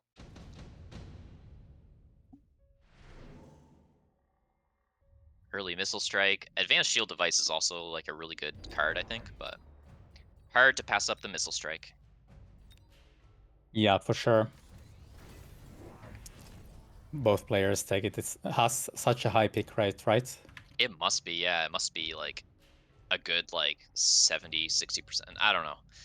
It's really, really powerful. It's so much better than a Sentry Missile. It's better than skipping. Yeah, I do wonder. I mean, I think the devs also take these pick rates in account when it comes to balancing, but Hmm. how do you balance this? I don't feel anybody thinks it's like too broken. I think it's a Yeah, pleasant card. I think it's a nice place, but definitely has a very high pick rate, being very useful in this case as well. Just taking some chaff away for the cost of 50. I've actually had some pretty negative feelings about it just because like it's really uniquely good against like Mustangs, for example. Hmm. My critique or suggestion has been to just make the radius of the circle a tiny bit smaller. But yeah, I agree it's a pleasant card overall. Most of the time it's like pretty fair and interesting. Yeah. And I think that's a good way to balance things. Just change the size of something a little bit. Yep. So I'm there with you. And looks like Steel Sane might be taking another small round win. Yep. Yeah. Blue Marksman doing some work. Yeah, Got- Marksman gaining some XP here. Did the most damage on the round, no surprise. Level was clutch in round 1. Snap Nano Pick. Yeah, does Steel Sane also take it? Taking a little bit longer to think, but Nano has to be Like, very good. Barrier's good as well, huh? If you're interested in giants. Yeah, if you want to get a Vulcan, for instance. But Nano just has to be nudging you towards the worm, right? And you could place it on the Saber, Yeah. right? Even Steel Yeah, it's Sane super has one true. Saber here from the Saber specialist. Hmm. Good temporary holder for the item. Yeah, absolutely. But he's taking his time. I mean, it makes sense. His life is on the line. Also, the Rhino cooldown could work sometimes, but everything is very well defended as it usually is on standard. He does take the barrier, Interesting. and it And a is the Vulcan. Vulcan. Yeah, really good value. Pretty powerful equipment. He puts it on the side where there is a weaker Sabertooth, which makes sense to me. Makes a lot of sense. I think this kind of determines the future path of this the future path for both players here. Yeah, I imagine Marksman that Vulcan. Tangil must be thinking about worms, even though I know he likes to tempo out these games with the sabers, but Yeah. unless this saber can, with the nano, really grow This out of Vulcan. control. Yeah, for sure. This Vulcan is drunk. There's like units like 30 meters away from him, and he's like, let Yeah, me travel halfway across the map. and then shoot at an arc light instead of the fangs. Well, the Nano's gonna get the round, just too OP. But it was an Yeah, expensive equipment. it doesn't seem to be getting a level, right? Unless it gets to the I tower, kills don't the think so. marksman. No, yeah, Probably. Oh, wait. It's kind of close. kind of close, but I don't think it's gonna get the level, right? Yeah, I agree. Oh, time ran out. But yeah, it was not gonna be enough. I mean, imagine if that hit level 3 right now. It would be brutal. Absolutely Super. brutal. Yep. Oh, wide Tangil deploys. takes the storms, blue storm. Yeah, he likes the storm drops. It feels like Yeah, Mustangs for Steel Sane. I actually like the Mustangs here. It's like it's so many. You can justify the range click. Like part of the problem with Mustangs is that they're painful to get into. So when you have yep. such a big jump start, it does make sense. Yeah, and even if you, for some reason, feel like you cannot afford the range on this round, at least they're not going to feed off so much experience since they're not blue, not level 2. As you know, high-level units yield more experience to the opponent. Yeah, for sure. I mean, he might be considering adding more Vulcans Yeah, and getting a Vulcan tech. This is just enough money for another Vulcan and range, right? there's so few crawlers But though, and he's got Mustangs now. I actually might prefer like Mustang range, yeah, and he I has don't to. know. Wow. Whoa, Okay, I mean, actually makes sense it for the does make Nano. sense.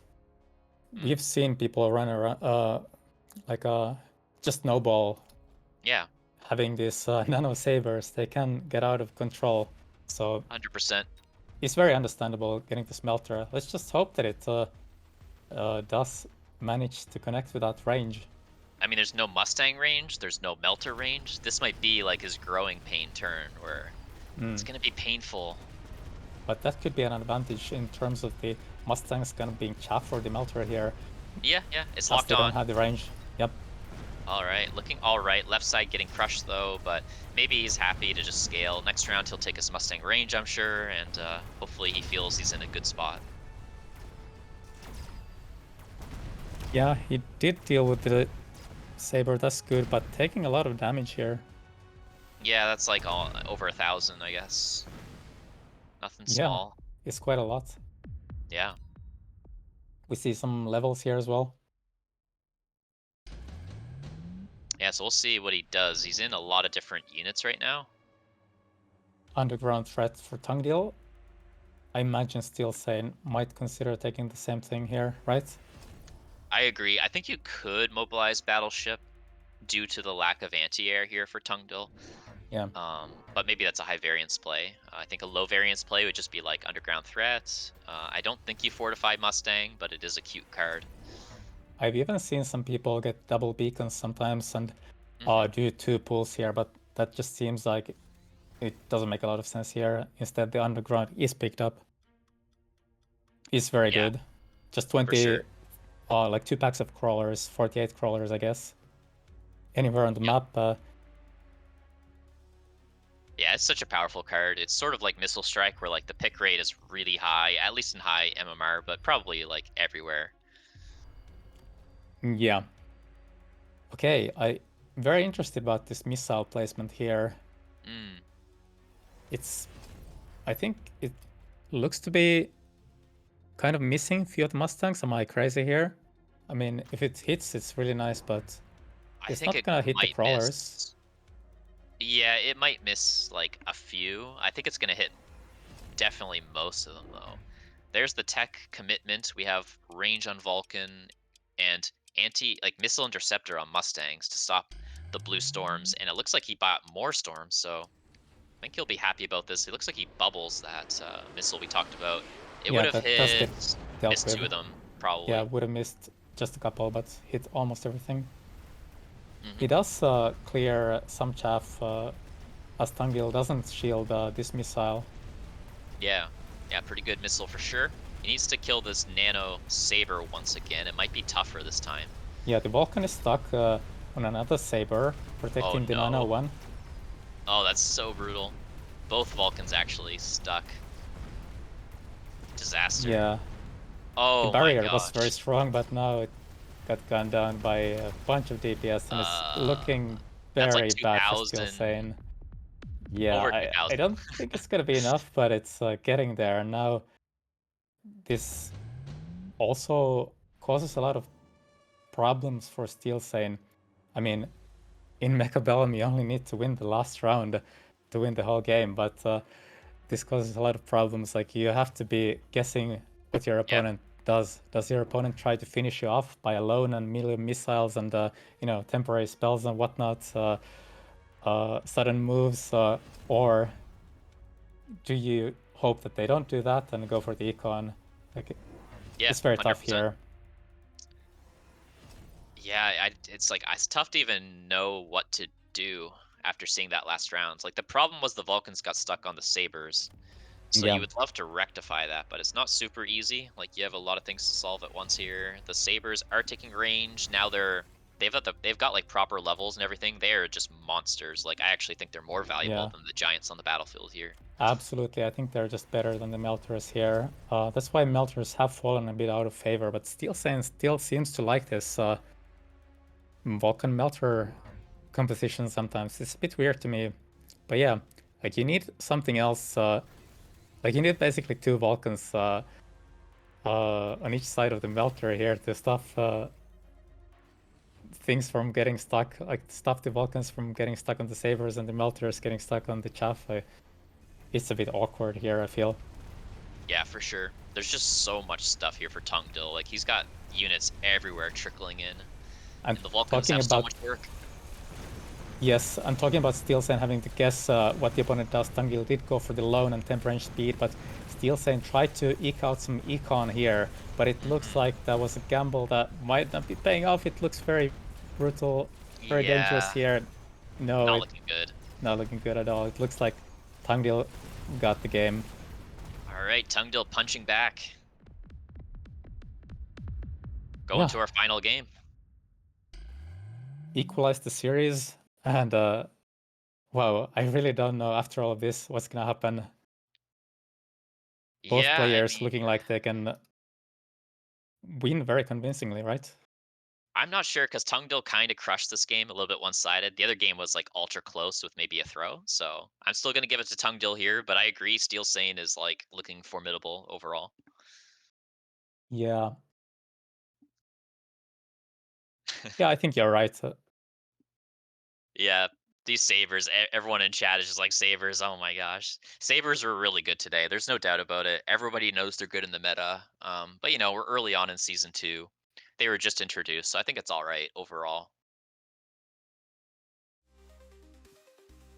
Yeah, I think that might be the new thing, but Yeah, I know a lot of people didn't expect them to be the big thing in standard.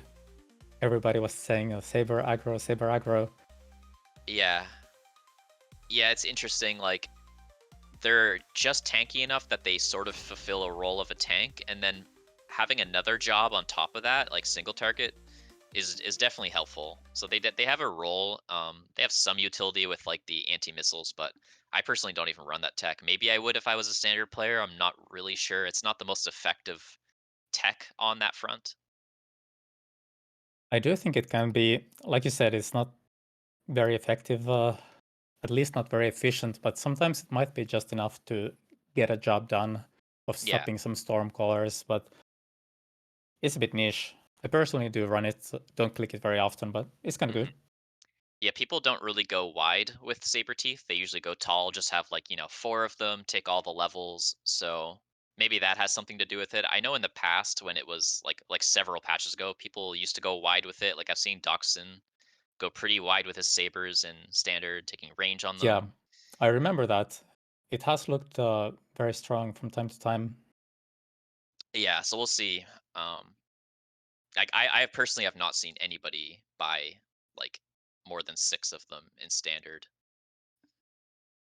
Yeah, not since Daxon.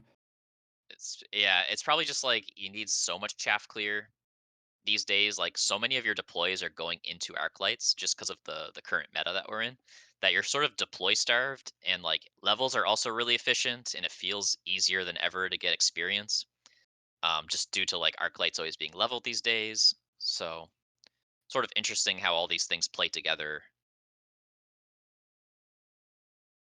Yeah, I'm wondering if it will be more of the same.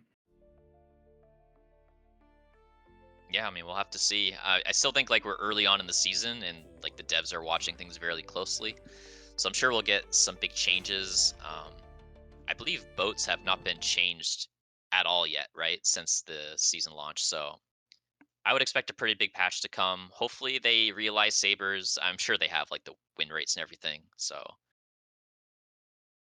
Yeah, and if I'm not mistaken, they have a pretty good roadmap about this, right? I think I remember watching this Tony interview with Bear. I think there's gonna be a patch in the middle of the season, right? I could be mistaken, but that's what I remember. oh, So I kind of like gotcha. it.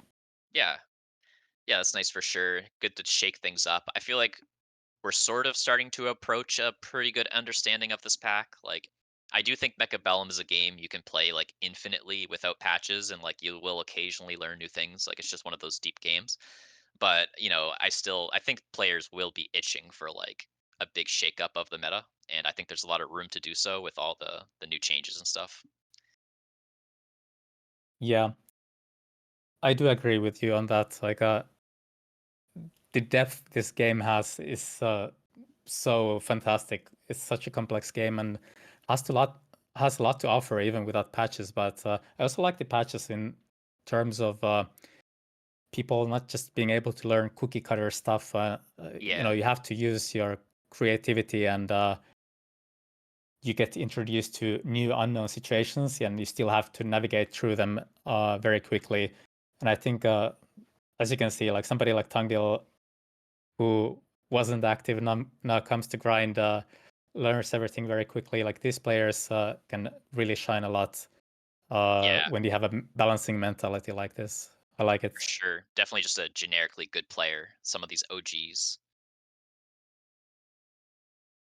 All right, so Let's see. we Only see the one storm starting pack. packs. Yeah, Tangdil does have a saber pack offered. Does he take it? I think he might. The storm is very nice as well, but Steel Yeah. Sane doesn't have his sledges except on the elite, which he cannot really take so easily on standard. Instead, he does go for the marksman specialist with the steel balls and arc lights. Yeah, perhaps Steel Sane not really happy with his pack choice there. Looks like he's in an alright mood though, giving a nice friendly wave to his opponent. Yeah, I love to see the emotes being used here. Yep. Hmm. So standard balls, of course, Steel Sane, not an aggro player. In case anybody's unfamiliar with Steel Sane, he pretty much only plays standard.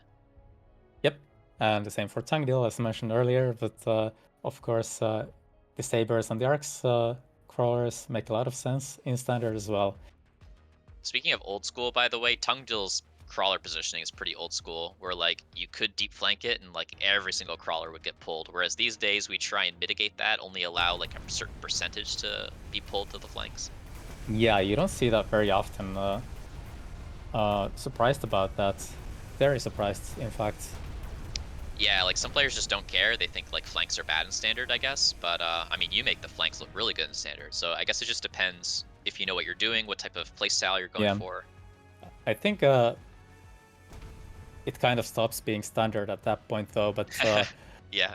now that you mention it, like Tangdil does the flanks as well, right? So He very does. curious to see him play like that when he could get flanked and pulled. Yeah, it's like he should know the weakness of his play, right? Yeah, maybe he knows something we don't know. hmm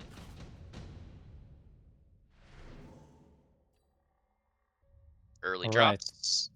Yeah, everything looking very good here. I Tungdil think likes Garciers, but he likes Stormcallers as well, so I I'm not think sure. storms look very good here, probably, right? Yeah, I wouldn't be favoring that. surprised seeing both players take it, but Steel Sane does have the steel balls, so maybe Mustangs, maybe Phoenix make a lot of sense. Maybe, like, I don't hate anything here, Yeah, but I agree. no, I you have agree. to get the storms. Honestly, Storm was like one of my least favorite picks there, uh, against the balls, but Yeah, it's fine. Like I don't hate it. I think like Phoenix was maybe you have Sabers. You don't need Phoenix actually. Yeah, maybe it was yeah, Storms. yeah, you already have the DPS role kind of covered there. Yeah, yeah, it makes And sense actually. I'm not sure what's your thought process behind not liking the storms into steel balls. Is it that they're gonna miss their shots, or what's the idea? Yeah, yeah, pretty much. That Like is a consideration. yeah, I don't know how long the steel balls will stay. We'll have to see. Eventually, they typically fizzle out in standard. Yeah, for sure. But it looks like the storms are indeed finding some other connections here. Looking at an arc light, no, it was just a splash that happened to hit it. So, yep, missing a lot of the shots. Now hitting the steel balls that were trying to beam down everything. Yeah, ball's doing pretty well. They just killed a saber there. He did have a level on one of the balls, so very efficient level there. Yep, Big tankiness per supply. left side with the orange man winning. Yep.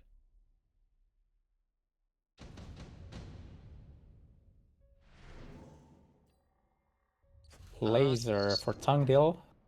Yeah, in a Very long quick range pick. battle, I think both players. would you be Yeah. interested in mass produced sledgehammer there with your deep flank, with your long range flank strategy? Uh, I don't think so. It has two problems. Like, you don't have any sledges. It's maybe a bit too late on run number 3 to start building that kind of stuff. But yeah, you don't need to commit to sledges with the strats, of course. Perhaps, but maybe you could do something else like worms. But yeah, I don't really like it. And the problem is also that the mass-produced sledge is very weak against crawlers. So you Yeah, actually start true. losing against crawlers. It's so easily stopped. You get Yeah, replicated basically if you have mass-produced sledges. So it doesn't really work so well. yeah, that's a good thing to point out. Like, you could literally buy a blue crawler just to, like, completely Yep. own the sledge. Taking 2 shots with the sledgehammers, of course, that's not very nice. Yeah. Well, the balls Steel are still balls. looking good, right? Look at the blue one on the left. Yeah, yeah, that managed to actually kill the saber. That's very huge. And it's gonna get to the tower. Wow, that's pretty important. Yeah, that's so nice. Kind of big damage. Tungdil's not, like, super healthy either, so taking, like, 1,000 here, Steel Saint's pretty happy about that. Yeah. Again, Laser can getting his level. opponent very low. Yeah, another laser. OMG. 2 lasers. Steel Sane says, Wow. yes, please. Do you put it on the ball? I don't think so. Like, you could, but Hmm. nah. Yeah, it's very interesting to have the laser on the arc lights, but I think it makes a lot of sense. Wouldn't have been surprised to see it on the marksman either. On the Yep. balls, like, it's kind of copium. I think it's Yeah, tempting, but is it really going to work? Is it going to make a difference in any of the matchups there? I mean, if you're going to exactly. beam down a saber, you're going to beam it down anyway, most likely, because you have chaff, right? For Don't sure. have chaff, you get killed anyway. Tungdill's putting it on his sabers, so definitely a difference of strategy there. Like, one Yep. person wants it on chaff clear, the other person wants it on their single target carry, and they're sort of tanks as well, so like there could be some downside to that. Double shot taken, not super needed at this point in the game. Not sure what that's about, but I guess it lets him one shot the blue balls with his white sabers. Yeah. But wasn't it? Yeah, with the white sabers, yeah. The blue Yeah. saber was gonna one-shot it anyway, but Yeah. So kind of strange there, in my opinion. Like, I would have liked to wait on that. yep. However, it is pretty cheap. It does reduce your attack speed, so that's not nice, but doesn't matter too much. I don't know. Could always help against some random big unit that shows up later on. Could help Yeah, against bubbles. Who knows? for sure. So oil comes down, keeping everything in place. The storm callers will have better volleys thanks to that. The Hmm. last ball is about to fall, Yeah. collapsing on the left tower, and another maybe close to 1,000 damage again. Yeah, another major win. Like Sangdil needs to do something here. I think the double shot did make some sense because the steel ball was actually an issue there, but it didn't really work out. What's the answer here? Yeah, Farseer not is at all. picked up from the unit reinforcement. I mean, I do Steel like Saint that. thinking again. Yeah, yeah. Overlord, oh, is he actually positioning at the front and doing like an Yeah, aggro switch up? I think it's Like, just check on the anti-air because he didn't see any anti-air there. There are the Farseers, of course, but he doesn't know that. It's yeah, very reasonable to expect something else, right? yeah, for sure.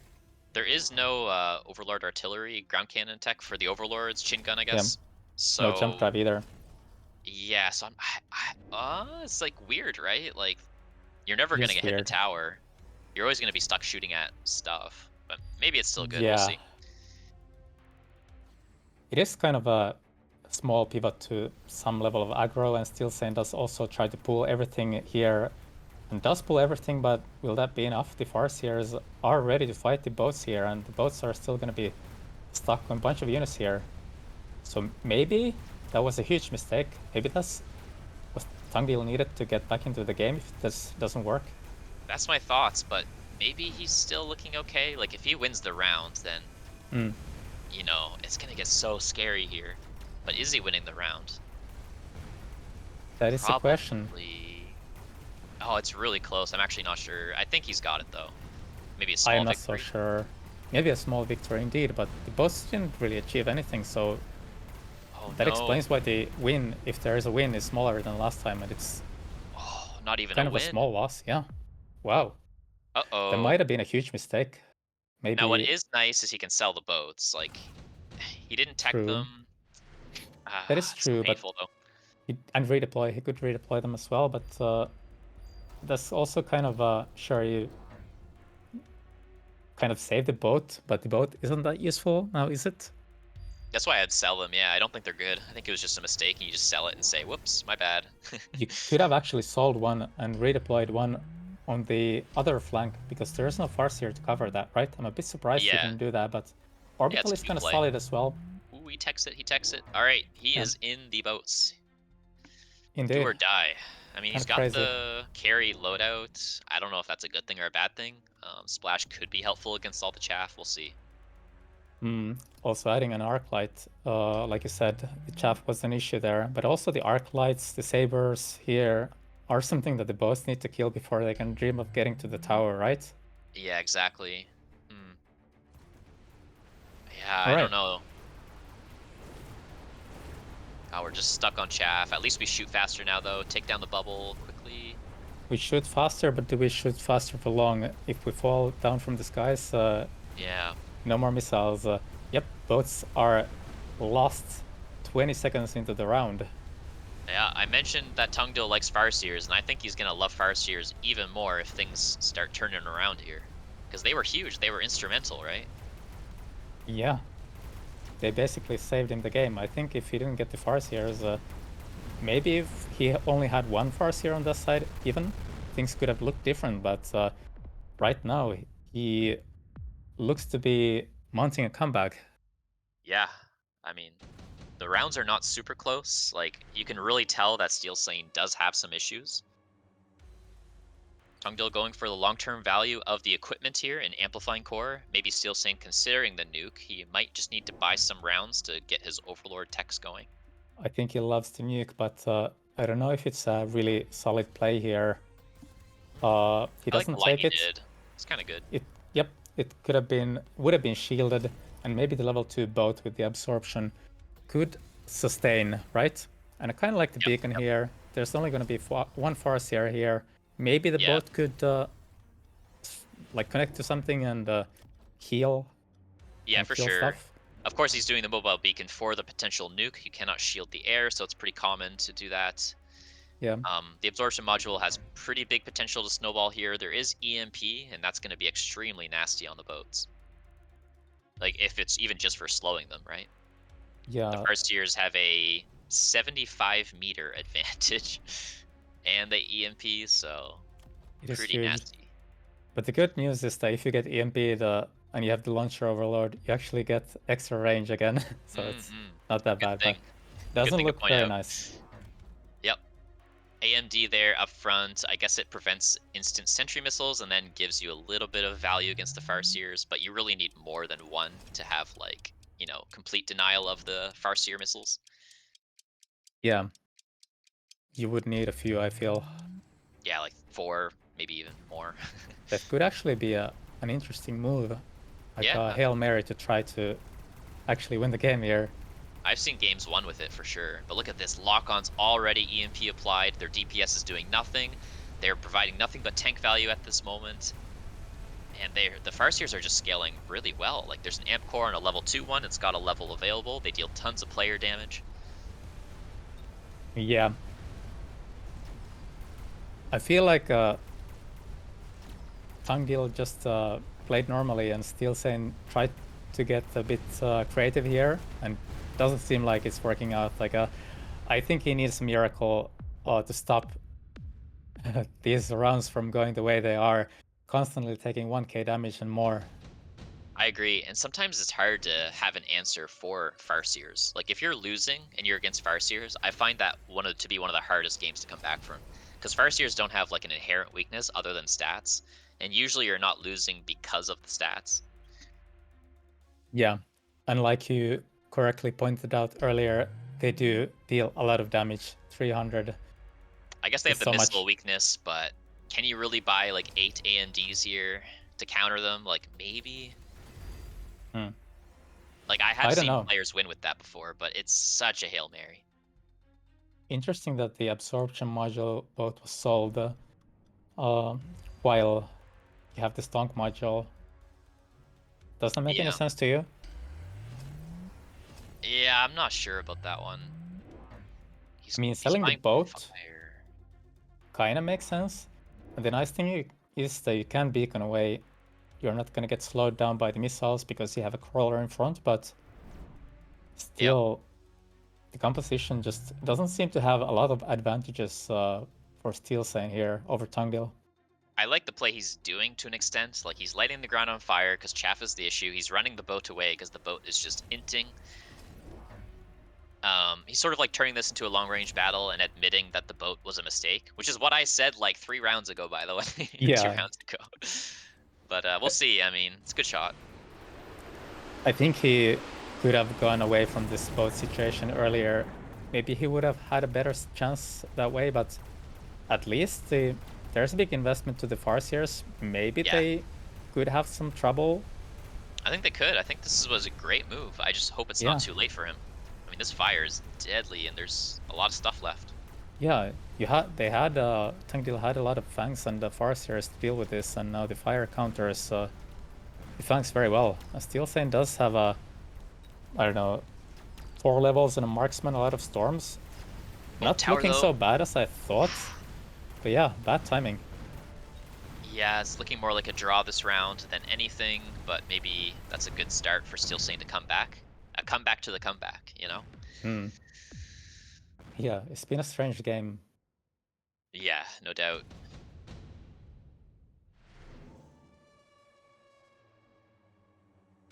Oh, A unit lot of drops. levels. A lot of levels. Level 4 Scarp, level 4 Wraith. Tungil takes a Wraith here. Hmm.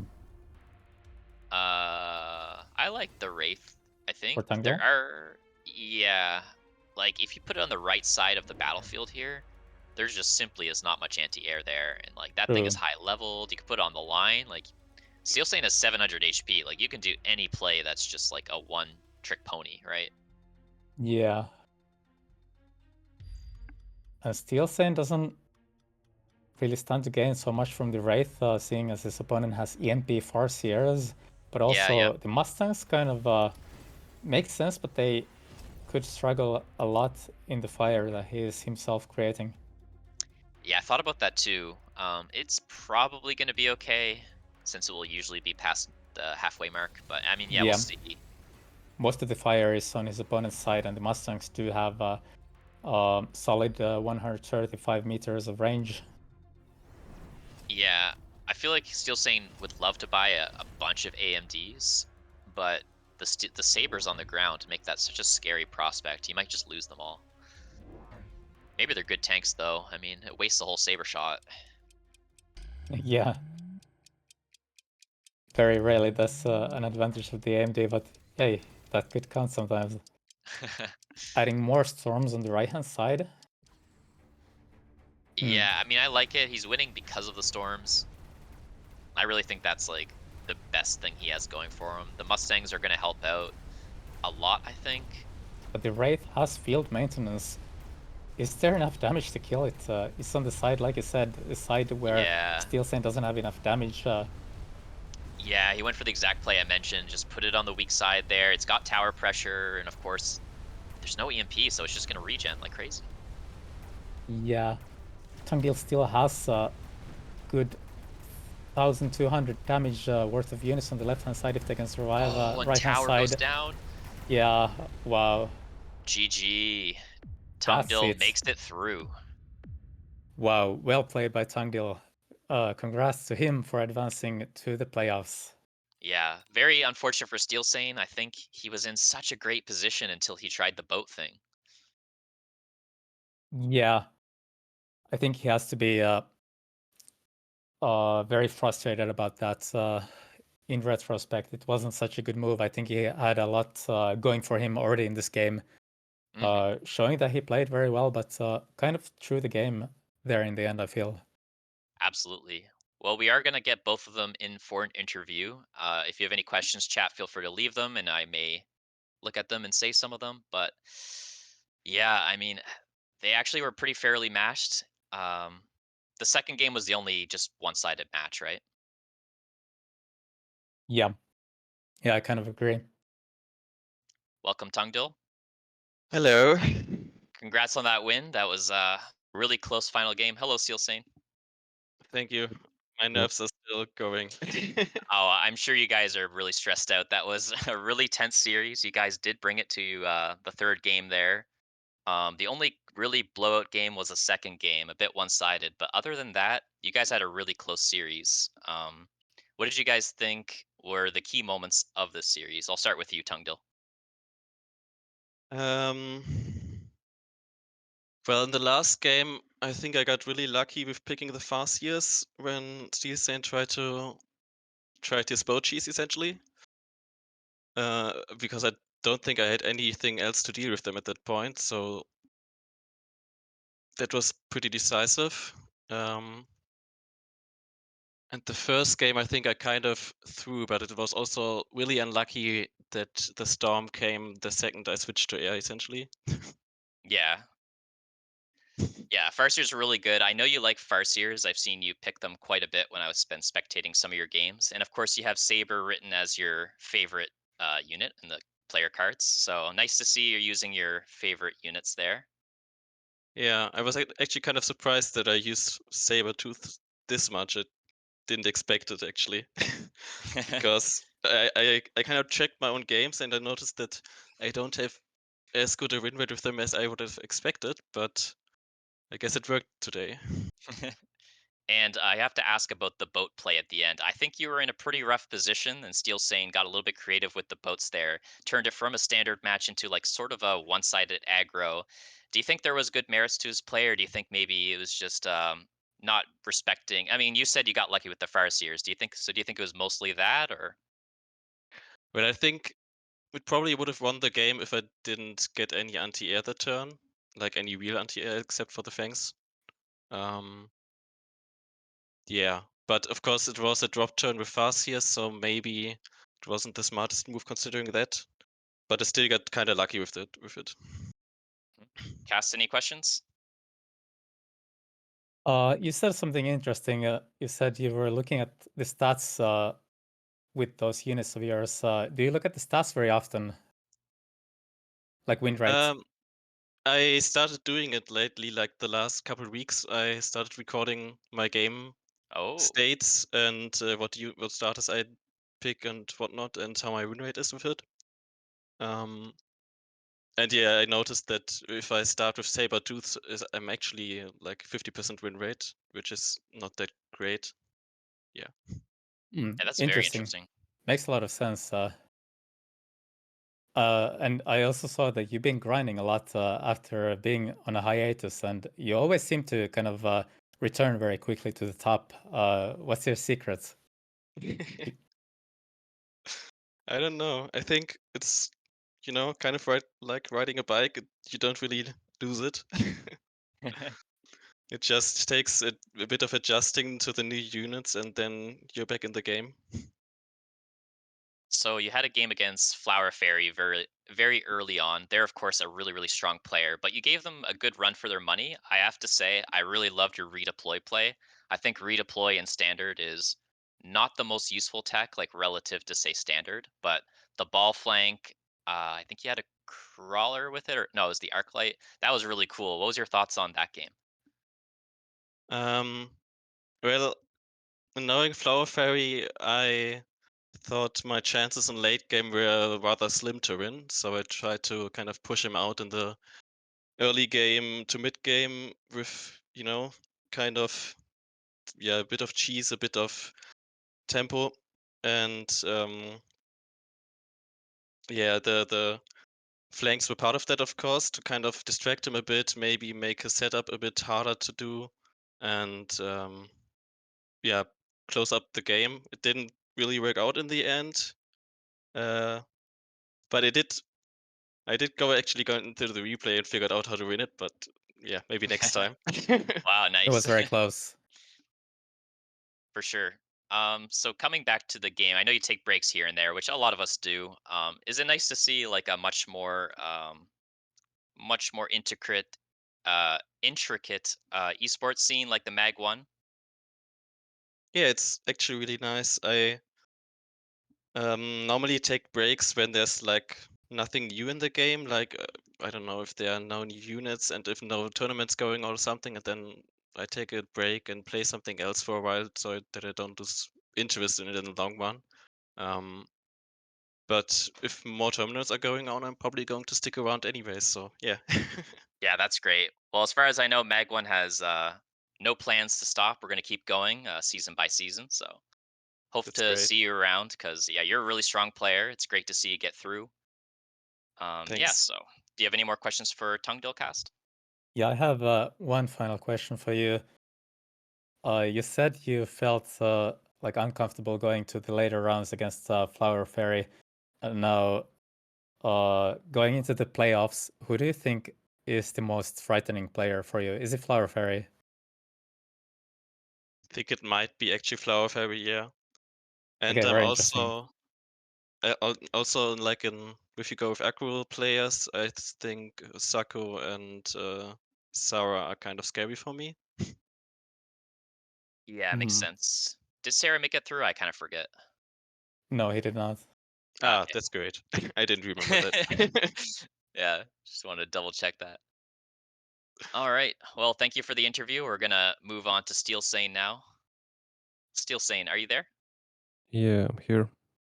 Well, I'm sorry that you didn't quite make it, but you were very close. You put up a really good fight today. Of course, it was a really difficult group. Mostly standard players. Um, Yes. I imagine you're not super happy about the Overlord play at the end. Yeah, it was a mistake. Yeah, It's because very hard to cheese when the unit drops around. yeah, for sure. Were you feeling desperate and you felt like you needed an aggressive play to win, or did you just think it was like I your highest chance? I tried to end the game Yeah, very quickly, but it failed because for Sears. I yeah, just Farseers. did not think about it. Yeah, your Stormcaller transition at the end there actually was pretty good. I thought you maybe had a chance to come back. Maybe if the selling the boats earlier could be good. I also thought it was really Maybe cool you took the enhancement module that game without the giants. maybe if I just put one overlord, not two, and don't use any text on overlords, maybe I had a chance to win the game. But just I don't need to take them. I didn't. Sounds good. Cass, would you like to ask Sealstain any questions? Yeah, what do you think about the starting pack? You had the steel boss here, right? Were you happy to have that or unhappy? Surely it doesn't seem to be the best in standard. It's not best in standard, but it's playable for me. Mm, I tried to play this start many times in the 2 past weeks, but against Sabertooth, there is no many chances to win against them. But in the second game, it was really bad starts for me. Marksman's sledges. It's Yeah, really bad. the game was pretty tough for sure, but the other two games I think were really, really close. Very close series overall. Mhm. So Steel saying, if we have another MAG1, would you be interested in that in the future? Do you feel optimistic about the current esports scene? Yeah, continue to Awesome. try some esports, some tournaments. I will do my best. I Yeah, for will sure. maybe improve my tactics. I just started to improve my tactics in the last weeks. I tried to more aggro games to improve my knowledge about this how how players feels when they do aggro. Yeah, it's pretty cool. How many days did you try aggro? Mm, I have a second account for this. Ooh, Ooh. Maybe 3 days. nice. How are you feeling about aggro? Like, is it fun for you? It's not fun for me just to improve my knowledge. Ah, okay. Yeah, that's fair. All right. Well, unless you have any further questions, Cass, uh, we'll let you go. Thanks for the interview. Yeah, thank you. I'm at the Rooster Club now. Aw, Sag.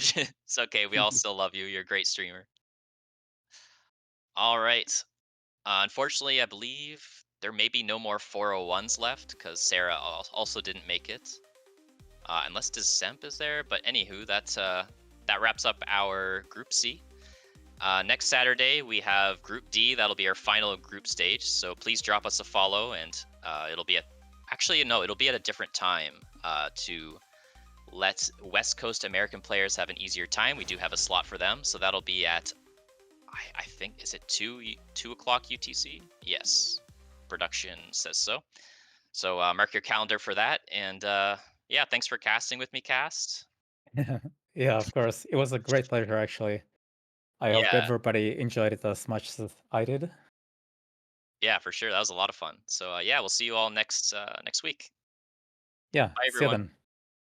Peace.